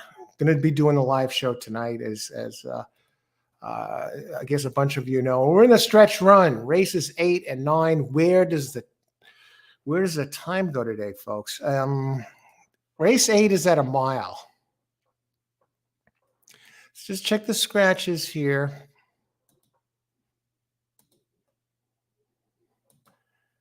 I think we're okay with that. Okay, race 8, 4 and 5 are scratched. 8 full screen, Dylan Davis and Mark Cassie. Okay, 8 is, where's my stats? Okay, PPs. Okay, for 3-year-olds and up, which have never won 18,000, it's optional claim 62 and 5. Okay, it's at a mile for 3-year-old and up, which have never won 18,000 twice, other than maiden claiming starter or state bred allowance, or which have never won 3 races, or an optional claiming price of 62.5. 3-year-olds carry 122 pounds, older 125. 3 pounds. Weight does make a difference. Otherwise, they wouldn't use it. You know, it's gravity involved here. And the older ones, older than 3-year-olds, you know, 3-year-olds like a 17-year-old or something, 18-year-old, they're going up against adults who are stronger. So they try and level it out with the assigning the older horses a few extra pounds here or there, whatever they choose. 3-year-old starter at a mile or over in 2023 allowed 2 pounds. Oh, non-winners of 2 races other than claiming or starter at a mile or over in 2023 get an extra couple of pounds. Let's see, as far as claiming goes, 1 is in for a claim. 3 is in for the claim, the 62.5. 4 is in for the claim. 6 is in for the claim. 7 is in for the claim. 8 is not in for the claim. Neither is 9 or 10. 10 opened as the favorite. We got 6 minutes to post. And I was looking to beat I was on 2, 3, 7, 8 to complete the double, or also in the pick 4. And let's talk about these a little bit.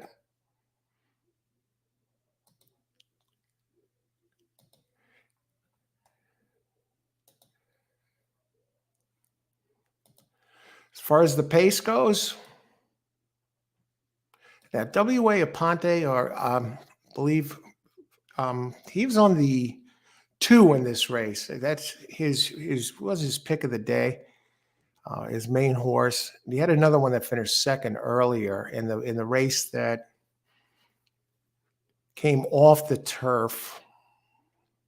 I Am the Law. He likes. Let's see. I believe it was race 4. He liked number 5. It was coming, but came in second.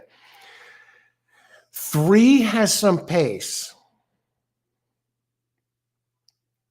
7 has pace. 2 has a little bit of pace. I mean, 2, 3, 7, 8. 10 is going to have to close. But 3 does look like the pace, but it's coming in from out of town.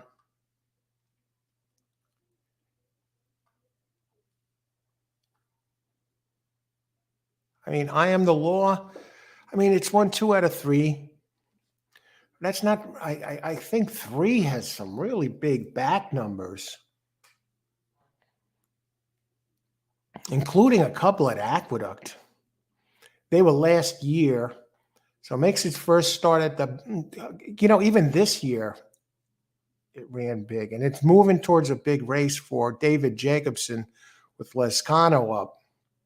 I'll tell you, 3 really, I think is going to be winging it here.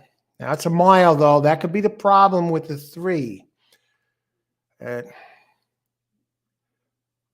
The 2 we know can get the distance, and the 2, last 2 has last 3 at Aqueduct. It has came in 3rd last race at this level in the slop, but a pair of victories before that here. And that goes, but this 3's off a huge layoff for John Terranova with Jose Gomez up. He's won 3 races today, Gomez. And when Terranova adds bandages, kind of an obscure stat, wins 22% with a 2.11 ROI. And with Gomez is in the saddle, they're 14% together. Now I'm going to drift down to the 7. I mean, the 7 came off a much faster race than it looked like for Rob Atris. I see that one as a big player. So really, I like 3 and 7 more so than the 2 as far as pure running goes. I mean, its last couple at Aqueduct. I mean, 7 is going to be real hard to beat. I mean, that would be my key contender. And we look at the 2 minutes to post. Fran, how's it going? Aqueduct number 10. Good luck, Fran. Good to see you. Big win on 8, 8-2 ice. Good luck, Austin. Now, I got to see what kind of prices I'm getting on these. 7-2 is a gift.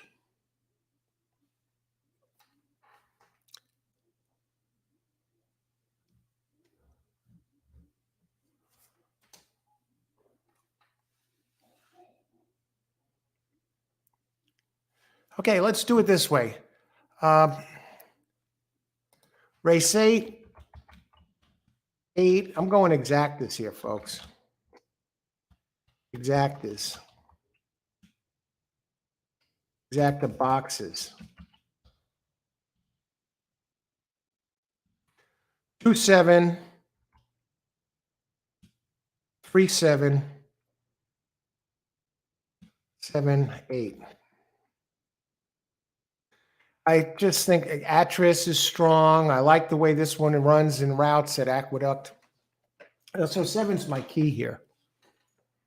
And you're getting a bit of a price on the 7 right now, who is on the board at 4-1. Now, 8, don't get me wrong, 8 has coming off of a huge race.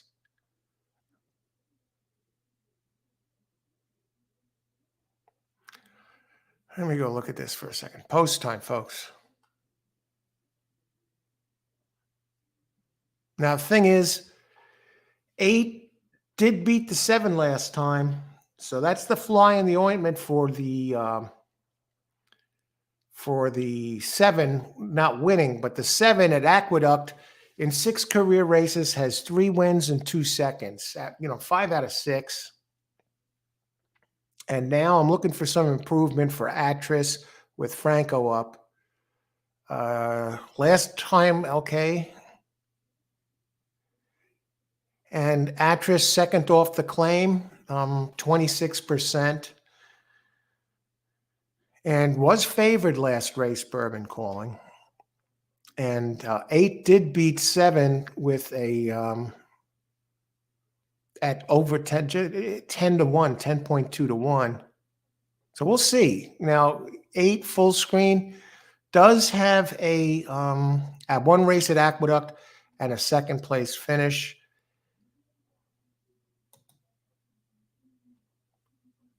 This is going to be a good race. All right, we got a gray horse. What number is that? All right, good luck, everybody. Let's get it done here. Late daily double opening day for the Aqueduct Fall meet. Looks like we got a couple of grays. The 6 is gray. There goes the 8. 7 breaks last. I really didn't expect that. I expected more speed from the 3. Here goes the 10. Let's see what kind of fractions we're looking at here.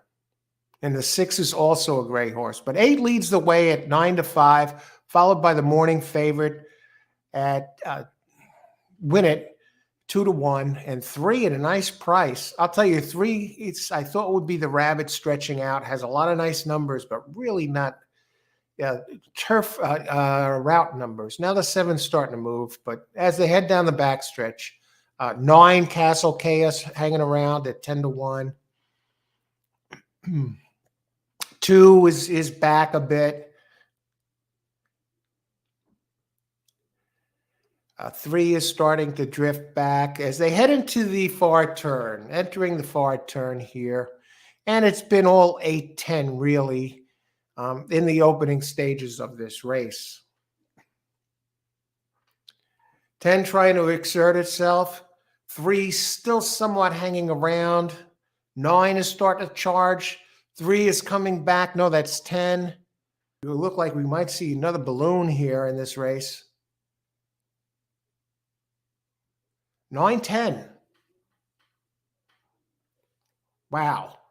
What is this going to pay? Castle Chaos. Rendon. Rendon had finished second on that 3 last race. 9-10, 7. Very disappointed in 7. I just want to see the pace figures here.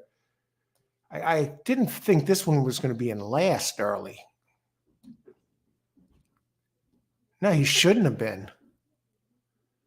I mean, that's a horse that's usually running towards decent fractions. Manny Franco. I guess, horses, they're living beings, and maybe they don't have it on every day. Let's see. Probables, 9-10 exacta. $116. It's a 57-1 exacta. What a job. Great job on 10. Now we got to go take a look back and see what did we miss about Castle Chaos. Falcone Jr., you can't fault him. Good trainer. Let's take a look at number 9.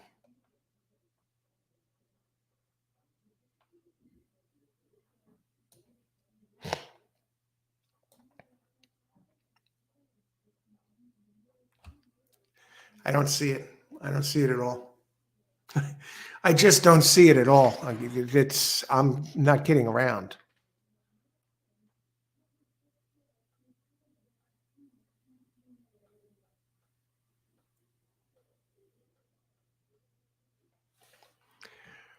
And let me look a little further.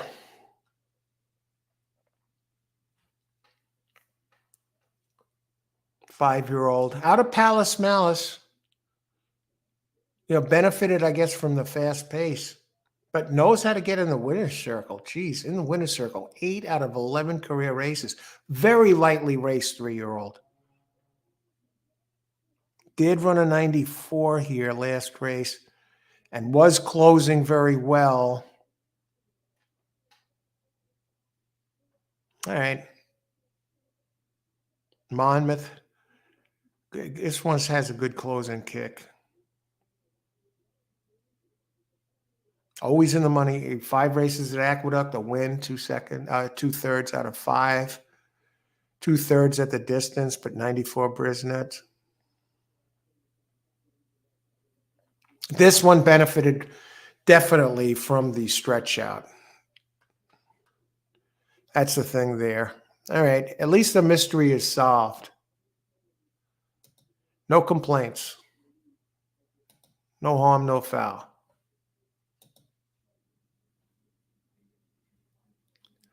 I am the law.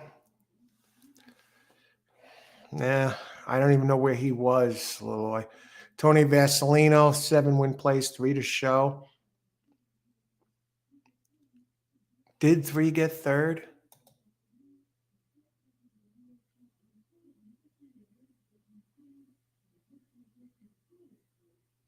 Wow. All right. Who else? Aqueduct. Fran, great call. 10-8-9 box.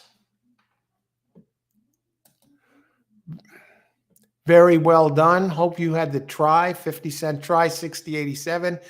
And an excellent exacta. Fran, great call. Excellent. All right, and Fran gets it done. That's how you do it, folks. Fran comes in here and delivers a big exacta and big try. Congrats. What a great job. Antisocial Sky. 13778. Let's watch the race.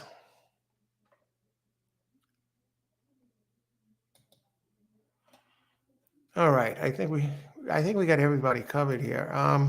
So what is that? Number 9 has won now 2 races in a row.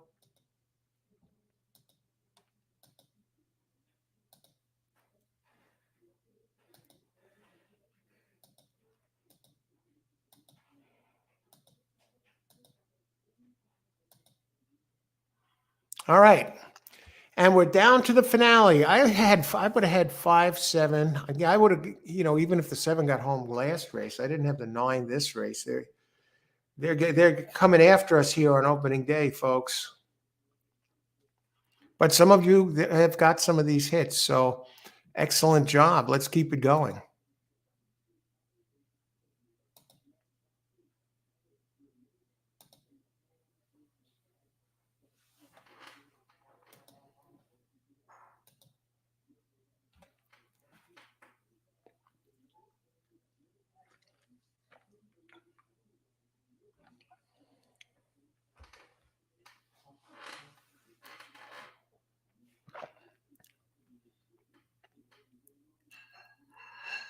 All right, race 9. Now it's slated for the turf. Let's just make sure it's still on there. They're not getting any surprises here. And it stays on the turf. We do have a scratch.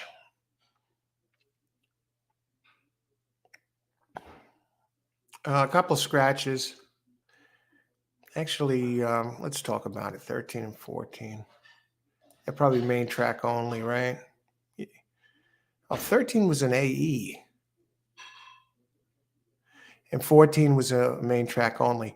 Mile and 16th at turf, maiden special weight for filly 2-year-olds, foaled in New York State, approved by New York State Bred Registry. Weight 119 pounds. Non-starters for a claiming price of $40,000 or less in last 3 starts preferred. What does that exactly mean? Preferred. Is that a judgment call? Okay. Okay, that's it. Rail is set at 9 feet. If it would have came off the turf, this would have been run 1 mile on the main track instead of the mile and 16th. But we're on. Talk some pace as we enter the finale here on this Thursday. The weekend's almost here, folks. Breeders' Cup Day 1 tomorrow, Friday. They kick off at 2:30 p.m. Eastern Time. And I believe 1:30 p.m. Eastern Time on Saturday. All right.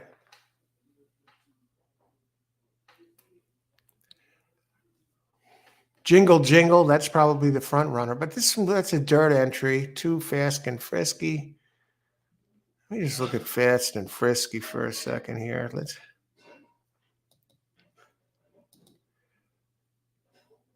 And we just check the scratches again.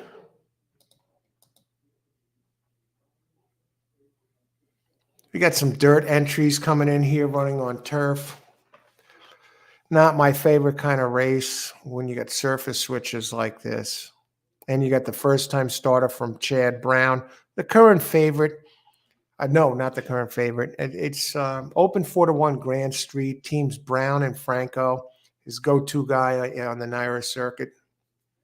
Except, I guess, during the big months when sometimes he moves to one of the Ortiz brothers when they're in town. They're not in town today.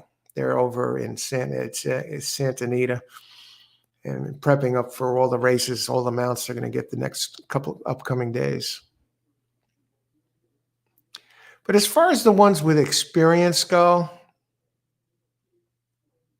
I mean, the fastest buyer figures are number 5, the Clement entry with Dylan Davis up, dividend recap, and Boxed Wine, number 12, with Kendrick Carmouche, who he did win the 7th race on a course. It paid 1340, Addicted to You. So let's take a look at this. I was on 5-7, but the first thing I'm going to do is jump down to number 12 here, Boxed Wine. It's going to have to work out a trip because others are faster early.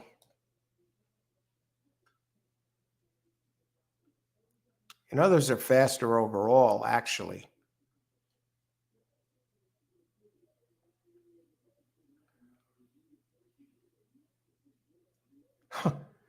I think I'm going to try and beat this Chad Brown entry, and go from there. Let me just see this here.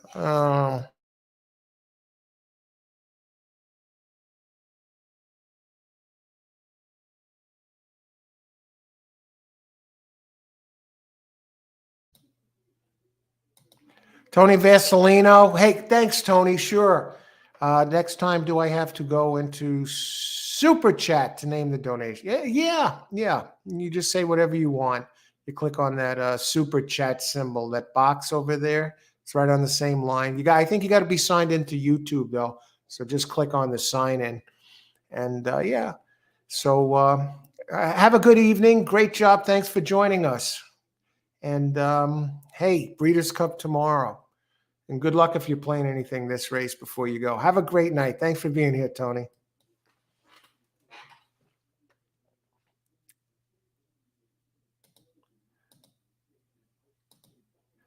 Nine. Okay. I'm just going down here. I think Dividend Recap is the one to beat. Do I want to put it on top alone? That's the question. I mean, what about Boxed Wine? I think others are better than Boxed Wine. I'm going to go from the top down. A little bit naughty. Okay, a little bit naughty. I think I think others are faster. I think that one's a play against. Danny Gargan and Isaac Castillo.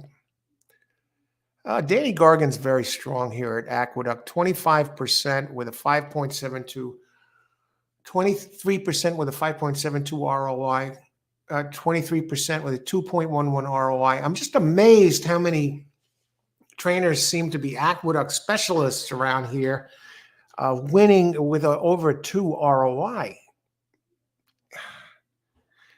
I think this one ran a little bit wide last time, so I think this one's up against it. Isaac Castillo is a jock, 9% here. Yeah, for example, I like 2 better than the 1. Fast and Frisky. I like 2. We're gonna go for something. Maybe we've been hanging around. It opens at 20 to 1. I want to just put a few together. And I like 3. We're getting some prices here. This is where we can do some heavy duty damage. I think 2 and 3 are very misleading horses. David Dugan on the 3, Lane Luzzy up. 0 for 13 here. But I like that the 3 is getting spotted a lot of weight with a jockey that wins 9% here. Madison Alger.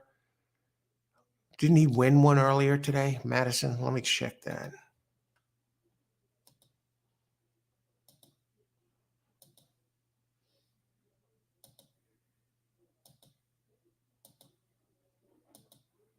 The name sounds familiar. Maybe I just remember him for another race.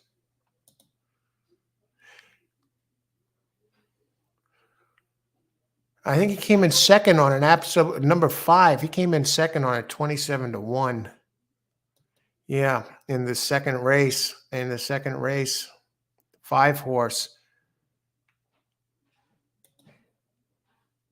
Yeah. And I think he's live this race. So 2, 3, You know I got to use 5 dividend recap. Now, the thing is, do I want to keep it inside? And do I want to play against Chad Brown?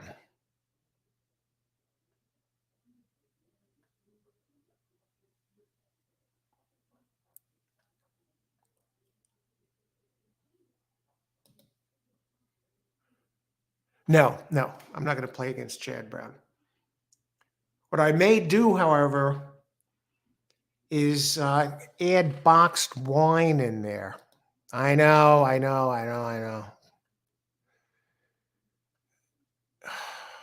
don't like its last race. Carmouche up. Did come in second.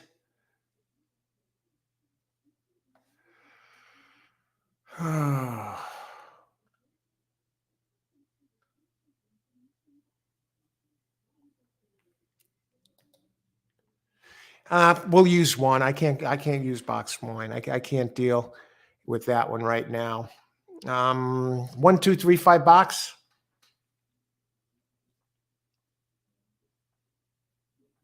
I think the 3.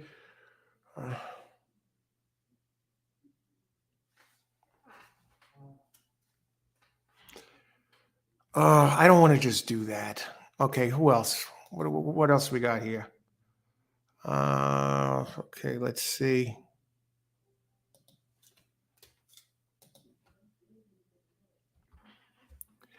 On here, we're up. Finale, folks. Race number 9 here. Again, I want to thank everyone for being here. It's been a blast here on this first day of the Aqueduct Fall Meet.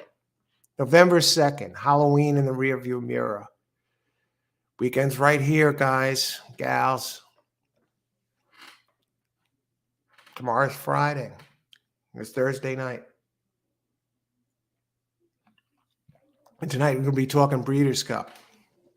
Breeders' Cup here on All Horse Racing All the Time, being joined by guests, especially we have the Parks New York Post analyst and columnist, lead analyst for the Racing New York's biggest paper, 19 years, John DeSilva.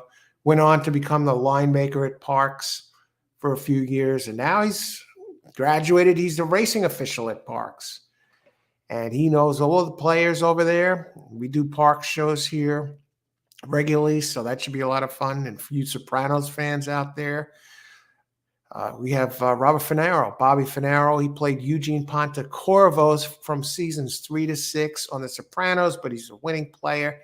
That's going to kick off at 9 p.m. Eastern time. That's a live show. We're going to be covering all the contenders, every single entry in the Breeders' Cup Classic. So we're going to go post position by post position. So you don't want to miss that.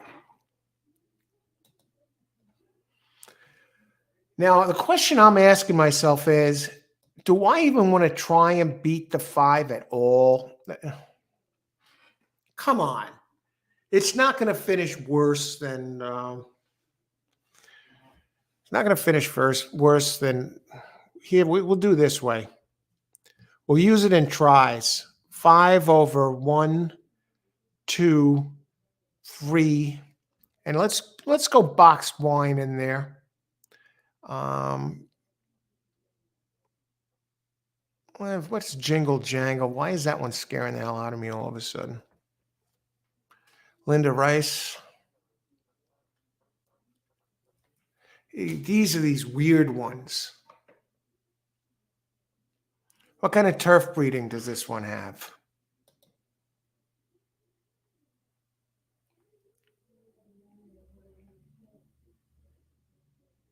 Okay, I see what I'm going to do. I see what I'm going to do, everybody.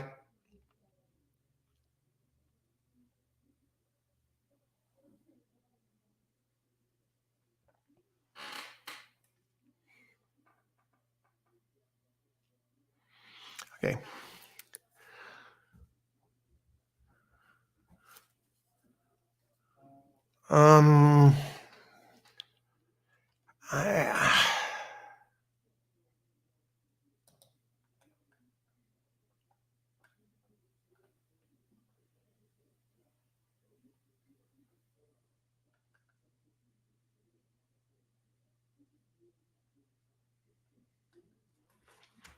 Okay.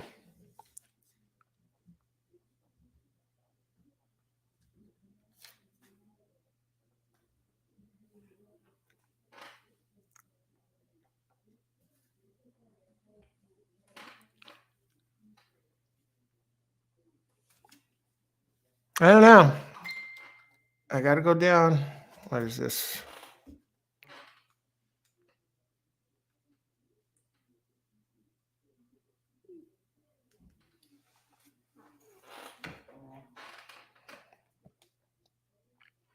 See, I don't see.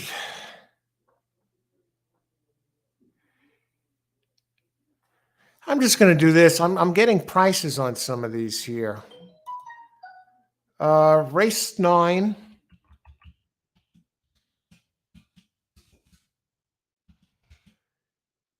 Back the box. I know. You know what it is? I don't want to leave 2 and 3 out of the top spot. I was going to try and get fine.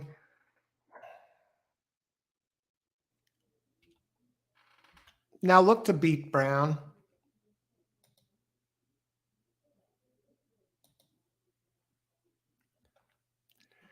Let's see what happens. What gives? How much time before post? 4 minutes. Exact the box. If we lose, we lose. I was thinking about just put 157 on top. I was thinking about just putting 15 on top and spreading down to this that rice horse and the boxed wine. I don't like boxed wine. I don't like it outside. I don't like its last race. I think the speed figure is bloated. When I say bloated, I mean, I'll go back to it a second here. Bloated, boxed wine. Yeah, kind of a dream trip, really.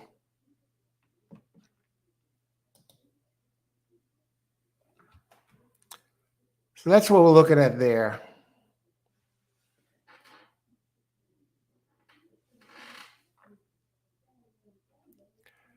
Okay.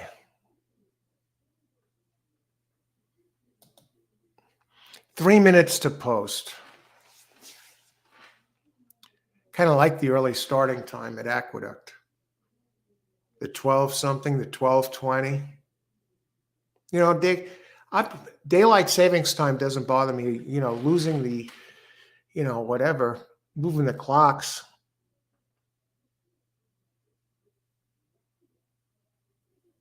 Moving the clocks this weekend, it doesn't phase me at all.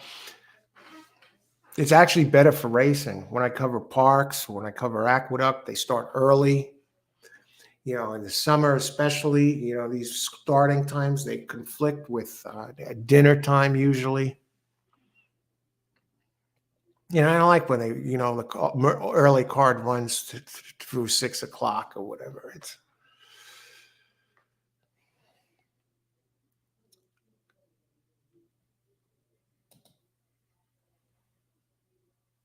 Laloy, 5'7", 5'11", 7'1". Good luck, Laloy. Great win earlier on that 3 with that big place play. What did it pay? $42 to place? Hell of a hit. Fran had the hit there. Big, nice, juicy, exacta and try. Gave it out cold, really. They finished 1, 2, 3. The 9, the long shot came in on top. The perfecta and the try. 5-7 ice cold exacta. The Chad Brown. See what's the odds in here. 5 win, get out last race Aqueduct. All right, 1 minute to post. 5 now. Yeah, 5 is going to be tough. 5 is the standout here. It's no horsing around about this.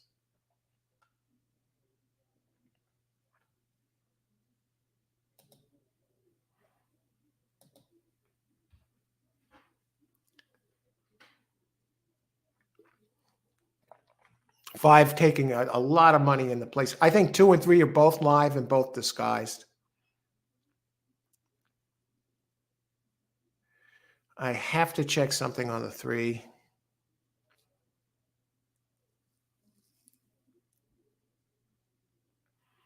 Number 3 to place also. I mean, number 3 to show also. Number 3 to show. I think this one should save some ground.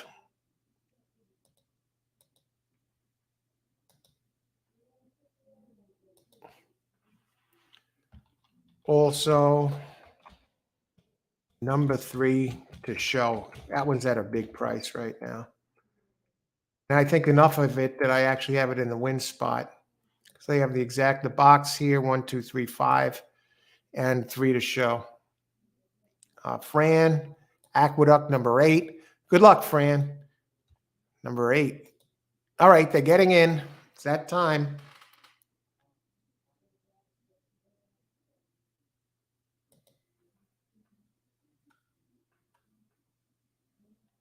Run for your honey.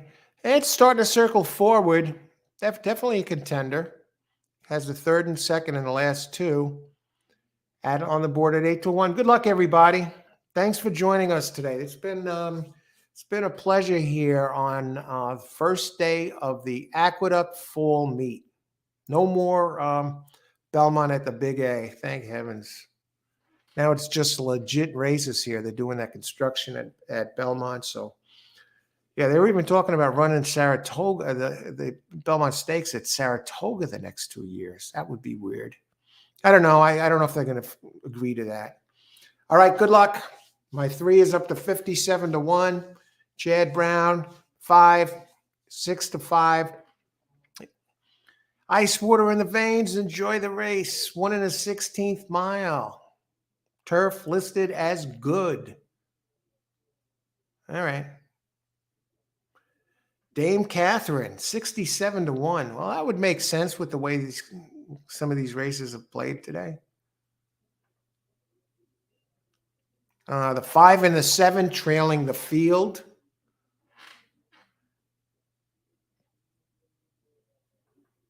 Fine, I'll take a 2-3. Lane Luzzy on the 3. I think that one's really, really a player in here at a big price.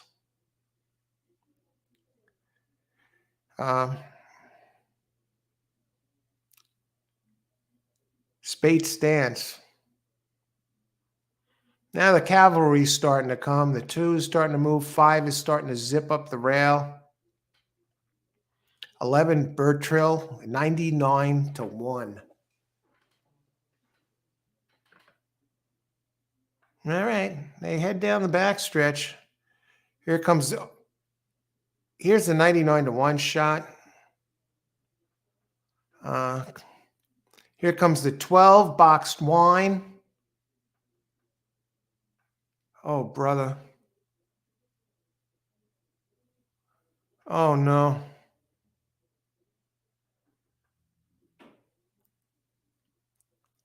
Come on, 11. Go.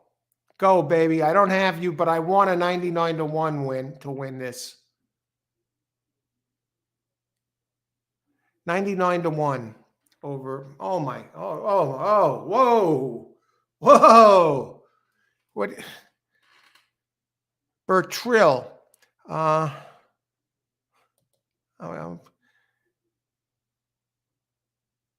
come on, man. Oh, no, come on. I can't. Come on. Come on, guys. What do you think? We're stupid over here? Oh.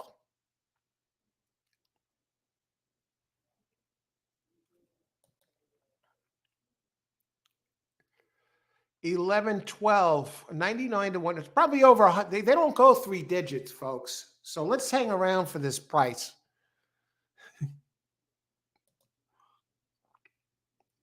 Probables. 11.10. That's a $2,310 exacta for 2. Does anyone have the pick 6? I don't.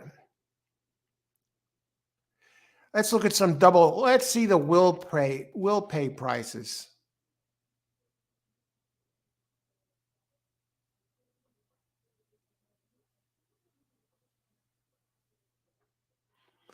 I guess nobody. I guess there's going to be a carryover for the pick 5. I don't know how that works. Pick 4 for 50 cents, $9,668. Daily double, 911, $2,663 for the daily double, or 1,300 and change for a buck. 9 all. All right, let's see. Who are these? I really like the name of the 11. It's a shame I did not place a bet. I would have won again.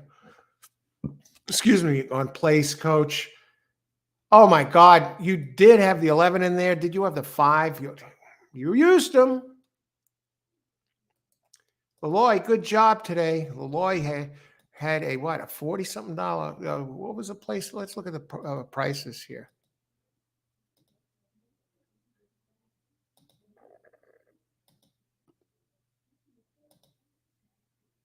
Yeah, Artemis girl or Artemis girl. I don't know. Number 3 in the 5th race. You had that called it to place 4160.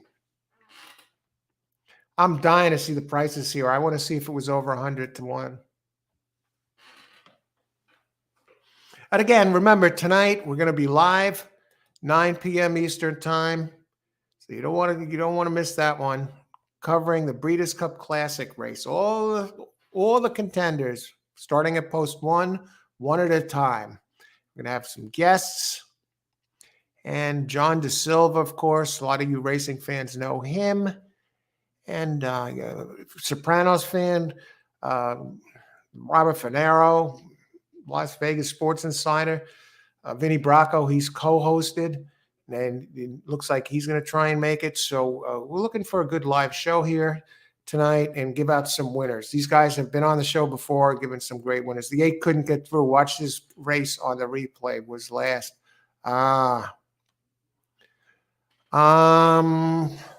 I'm going to the prices here. I want to see the prices. Did they put them up yet? Fran, all right. I thought the 3 was going to do good there for a while. It was there. The 5, they want nothing to do with it. There's the big A, folks, late afternoon. God, yeah, another month or so and change, maybe less with the clock changes. It's going to be dark there at this time of the day. Well, maybe. It usually gets dark then at around 4:45. So yeah, it would be at that stage where it's starting to get dark. Beautiful day there though today. Love it. Love it. When I used to go to the track a lot, often before the ADWs, especially I used to go every day when it wasn't dark days when I could. I should be like arriving at the office, but either here or Belmont. And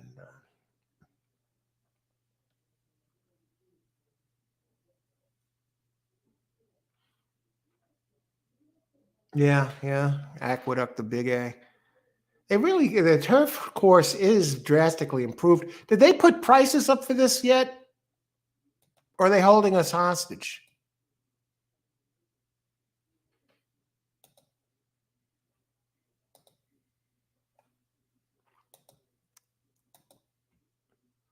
Pick 5 carryover, yeah. Do you play Aqueduct tomorrow or Santa Anita? That's the big question. It actually is a question if I do a show tomorrow. Do Aqueduct the full card early and then come on later for the Breeders' Cup races after dinner. I mean, they're going to be going till 8 something at night at Santa Anita. We'll see. It's something to think about with the carryover. They haven't had a price announcement here yet.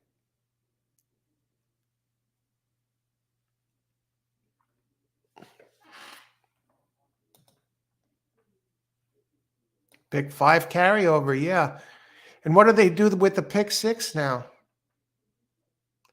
I'm playing Aqueduct pick 5. $202. It just made it, folks. 100 to 1. 100 to 1. Exacta 586. That came down a lot. Last I saw, that was a $2,200 exacta. The double didn't change. Well, it couldn't change. And the try, I would have liked to have seen a bigger exacta there. That took a lot of late money, that 11. And boxed wine, the one did come in third. Has to be a good price. Hey, Fly High 79. Thanks for joining us. $203 horse. All right, I'm going to be live at 9 p.m. covering the Breeders' Cup Classic, picks and analysis of all the contenders. John DeSilva, Parks racing official. You know him from my Parks show. Well, Parks shows. We'll see. Ask him what's going on at Parks. Robert Fernaro from The Sopranos, seasons 3 to 6. 9 p.m. Eastern time. We're going to go through the whole card. I want to thank everyone for joining us. Join us at 9 p.m. Eastern time for the live show. If you're playing anything between now and then, good luck. Hope to see you later.